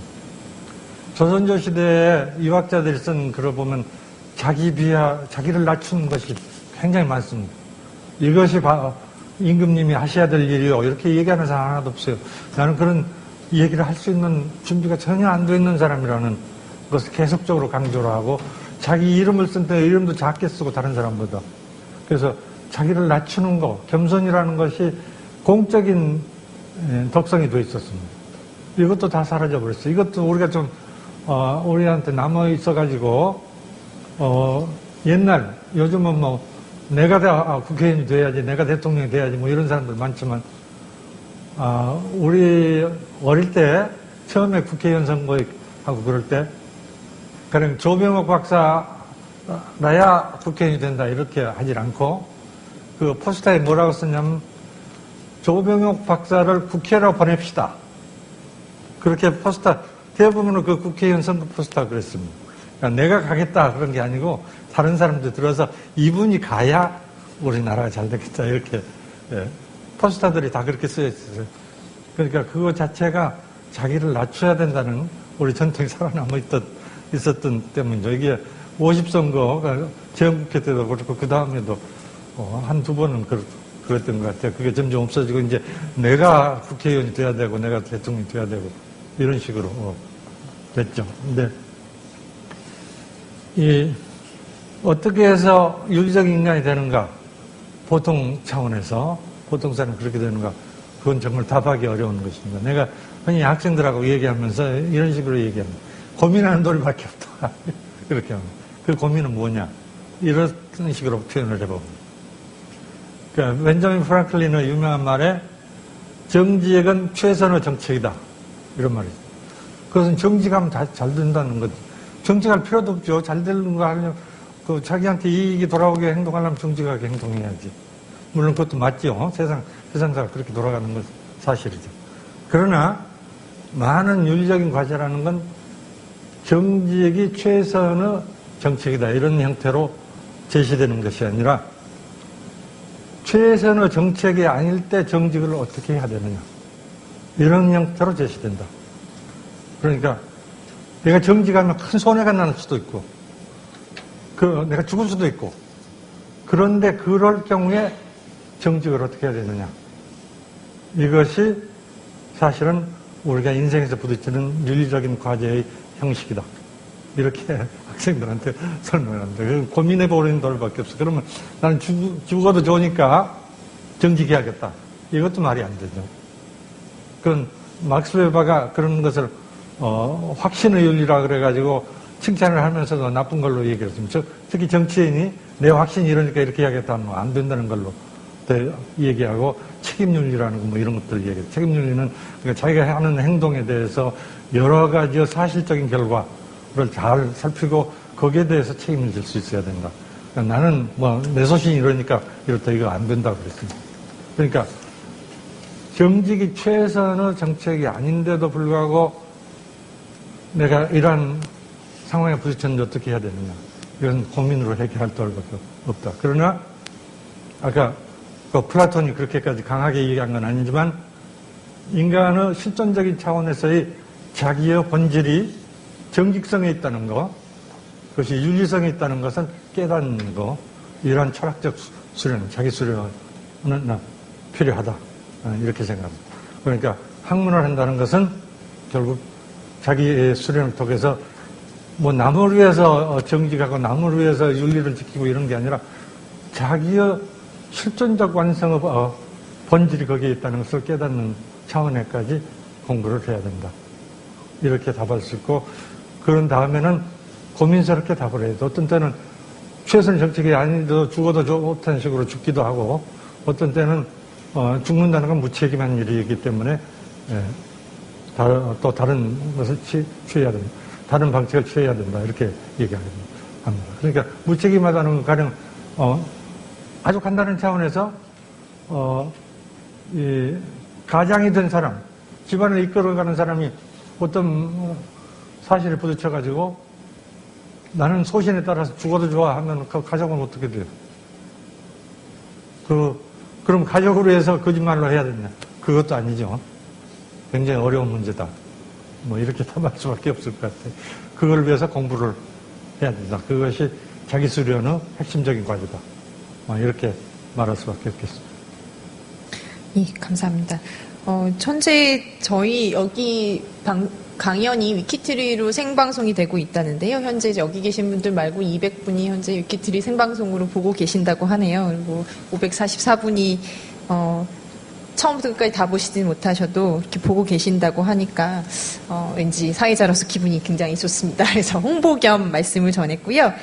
그 다음 질문을 드리자면 강연 내용 앞쪽에서 이제 동아시아라고 하는 지역의 정의를 국가가 얘기를 할 때 서양은 서양을 스스로의 눈으로 본다면 동양은 서양을 보면서 스스로를 서양을 통해서 이제 동양이라고 하는 개념이 들어왔다라고 하는 얘기를 하셨는데 관련해서 이제 동아시아 지역에 있어서의 문화적 전통에 대한 질문들이 몇 가지가 나왔습니다. 하나는 약간 뭐 윤리학에서는 조금 벗어난 얘기일 수도 있는데요.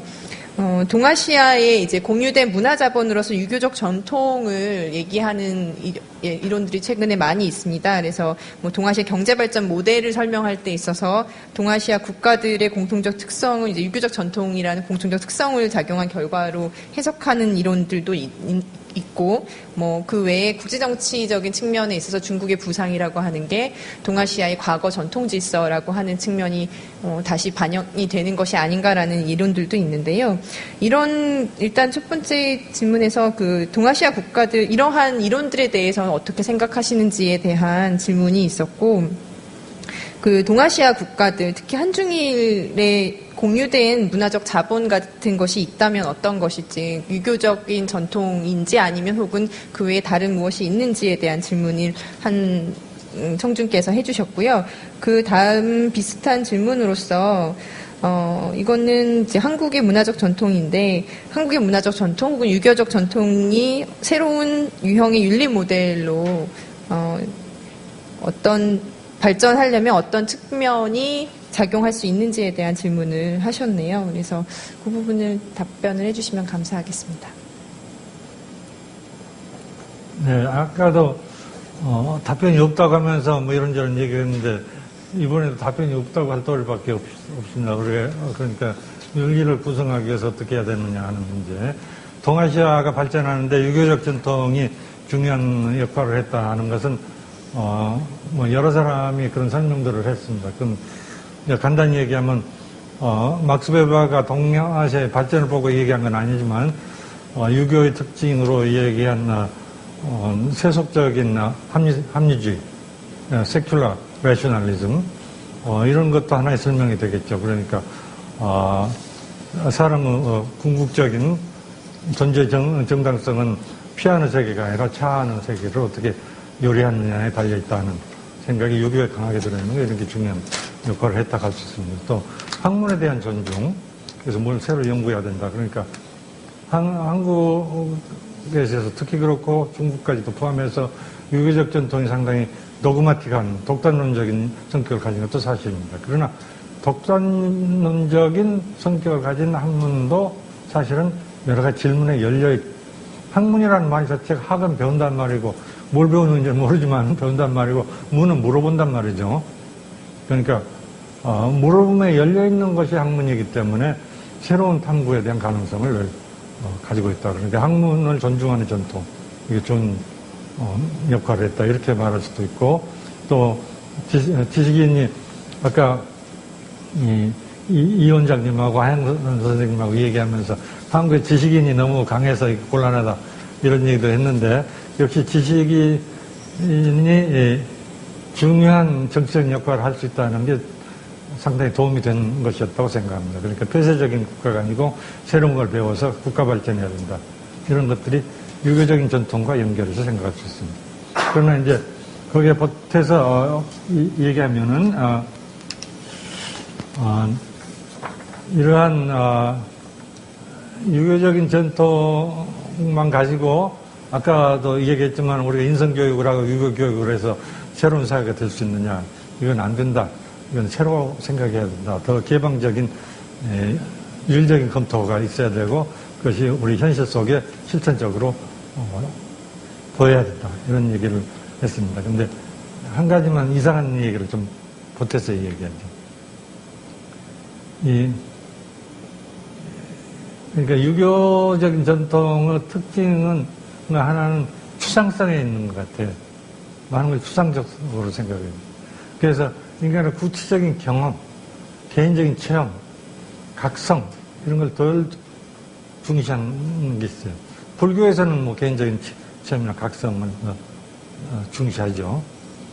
그런데 이런 그 개인적인 체험을 중시 안 하는 면에서 개인을 무시하는 건 아니면서 개인의 실존적인 깊이에 대해서는 별 생각을 안 하거든요.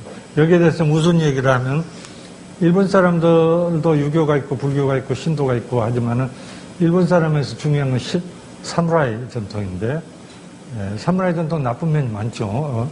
그러니까 실제 이 전근대에 있어서 일본과 한국을 비교하면 한국은 완전히 이건 법치 사회에 가까운 좋은 사회고 일본은 이건 폭력 사회라는 인상을 주게 됩니다. 그러나 사무라이에서 하나의 좋은 것은 사람의 결단을 실존적인 깊이 속에서 해야 된다는 것을 강조하는 것이죠. 그건 뭐냐면 죽음을 각오하는 거죠. 언제든지 죽음을, 내 생각을 말고 오늘 죽음을 각오하고 살아야 된다는 게 사무라이의 윤리에는 강하게 들어있습니다. 사무라이의 도라는 데는 그게 들어있죠. 유교에는 그 개인적인 실존적인 결단, 여기에 윤리가 기초했다는 거, 이런 게 상당히 약한 것 같아요. 그래서 개인적인 걸 강조해야 된다는 걸 다시 말씀드리고 싶은데, 그것이 이해관계에서 반드시 분리된 것은 아니면서도 이해관계로서 개인이 완전해지는 건 아니다. 아까도 얘기한 것처럼 윤리적 완성이라는 것도 인간이 가지고 있는 아주 기본적인 욕구 중에 하나이기 때문에 그것을 탐색하는 그러한 노력들이 지적인 사회에 있어서나 우리 공공사회에서 계속돼야 된다. 이것이 우리가 미래의 윤리사회를 만드는 데서 중요한 역할을 하는 일이 될 거다. 이렇게 말할 수 있습니다. 예, 감사합니다. 마지막으로 한 가지 질문만 추가로 드리고, 그 다음에 그것에 대한 답변 주시고요. 그리고 전반적인 강연의 마무리를 해주시면 될 것 같습니다. 지금 마지막으로 주신 분이 최근 경제성장이 반드시 행복의 향상을 가져오지 않는다는 점에서 행복 지수가 필요하다고 하는 논의가 있는데, 그 윤리의식과 이분께서는 우리나라의 문화적 전통을 전제로 해서 어떤 유형의 윤리 모델이 특히 필요하다고 생각하시냐라는 질문을 했습니다. 그래서 제가 드는 생각은 윤리의식의 고취와 그다음에 행복이라고 하는 부분들에 있어서 윤리의식을 고취하는 것도 굉장히 중요하지만 사람들의 행복이라고 하는 것도 굉장히 중요하다고 볼 때 그런 것들이 보다 행복해질 수 있는 윤리적 모델 혹은 뭐 이런 것들에 대한 고민을 전해주신 것 같습니다. 답변을 좀 부탁드립니다. 네, 경제성장과 인간의 행복하고 직접적인 관계가 없다는 건 이제 도로 얘기가 됩니다. 행복뿐만 아니라 인간의 자기 완성, 자기 성취감. 행복이라는 게 많이 얘기되는 건 좋지만 불행 속에서도 자기 성취가 이루어질 수 있고 고통 속에서도 자기 성취가 이루어질 수 있습니다. 이건 보다도 정신적인 차원 속에서 인간이 존재한다는 것도 인정하는 데서 오는 것입니다. 그러니까 행복만 가지고 얘기할 수는 없죠. 그러나 그러니까 다시 얘기하면 물질적 번영이 있고 행복이 있고 또 정신적 자기 성취가 있다. 이렇게 3차원적으로 생각할 수 있다. 나는 이렇게 생각합니다. 그러나 행복지수로 얘기하는 건 옳은 얘기죠. 이 행복지수를 따질 때 경제 성장하고 똑같은 건 아니다 하는 문제에 대해서 내가 옛날에 신문 칼럼에 한번 썼습니다. 근데 그건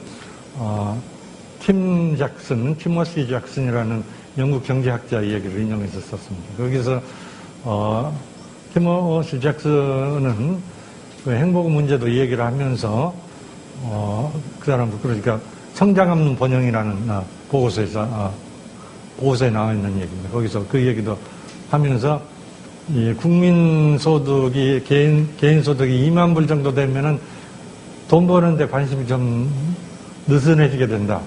그래서 돈을 맛보는 것보다는 국가적으로나 개인적으로나 보다 더 만족할 만한 인생을 추구하게 된다. 이런 얘기가 나왔습니다. 그 잭슨의 얘기에 그런 게 있습니다. 우리도 이제 그런 시점쯤에 왔으니까 그렇게 좀 생각을 해야 될 것 같아요.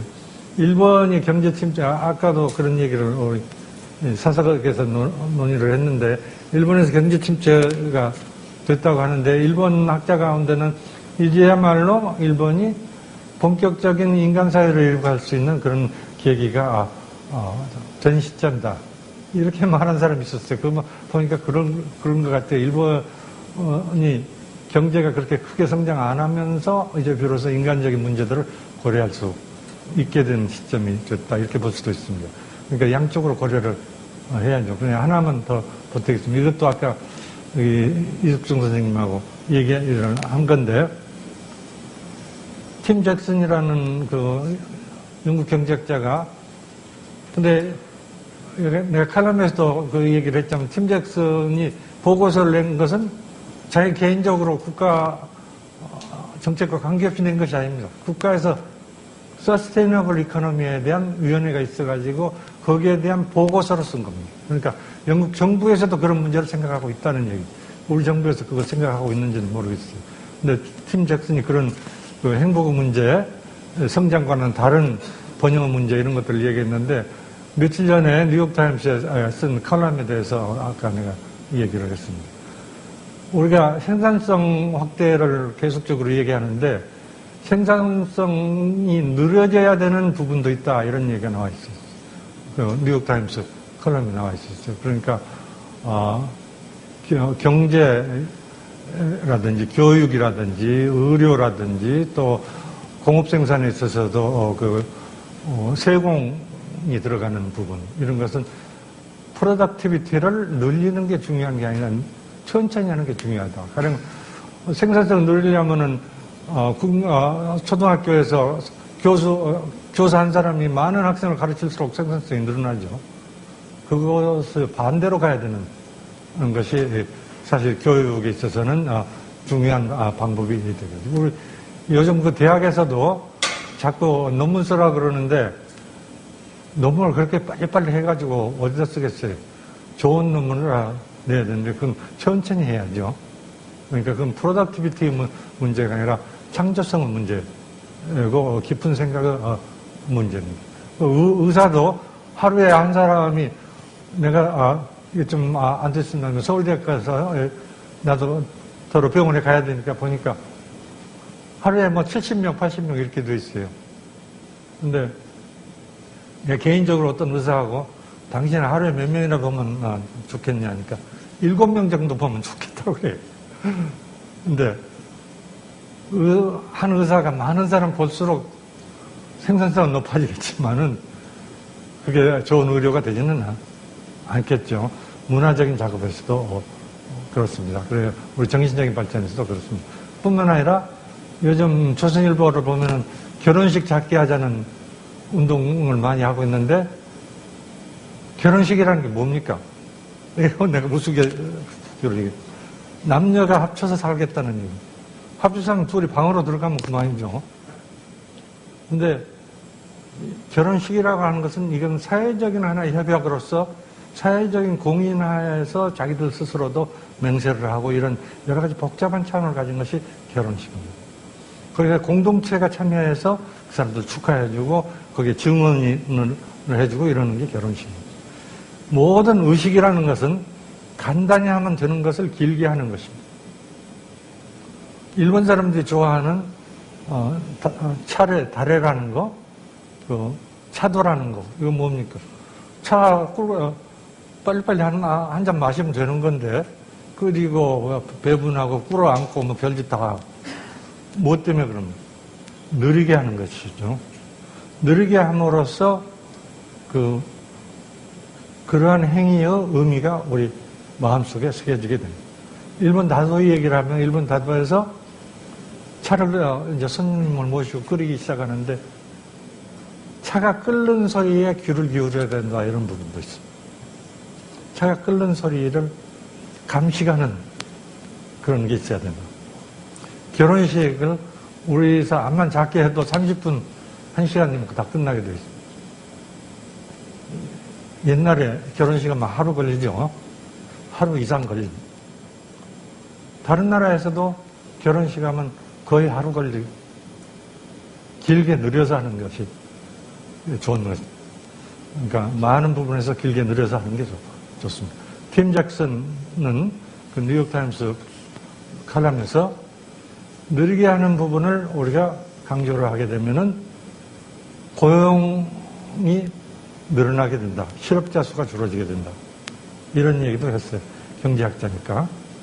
그러니까 우리가 이 경제지수만이 아니라 인간적인 사회를 이루기 위해서는 해야 될 일들이 많이 있습니다. 지금 얘기한 그런 복잡한 얘기도 있고 간단히 얘기해서는 우리나라에서 제일 좋아하는 게 스칸디나비아인데 스칸디나비아가 청렴하고 투명하고 그런 사회라는 건 늘 1등, 2등 그런 데서는 1등, 2등이 되죠.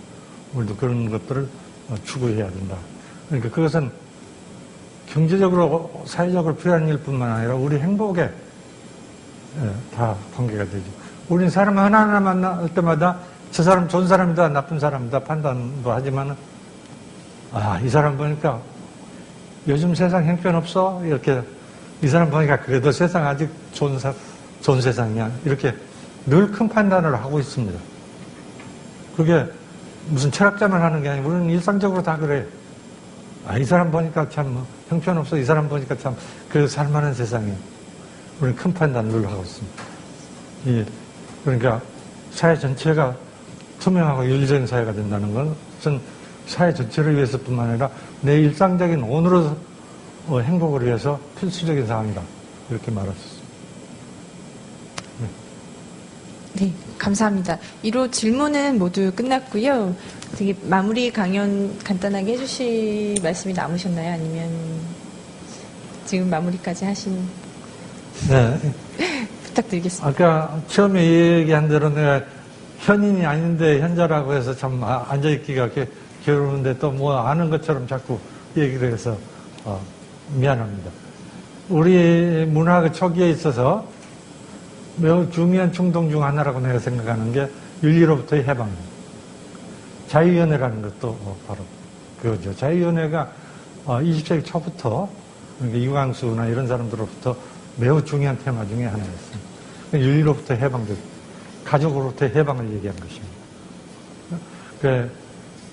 윤리로부터의 해방이라는 게 나도 아주 중요한 일이라고 생각하는데 윤리적인 얘기만 해서 대단히 미안하게 생각합니다. 이걸로 끝이겠습니다. 감사합니다.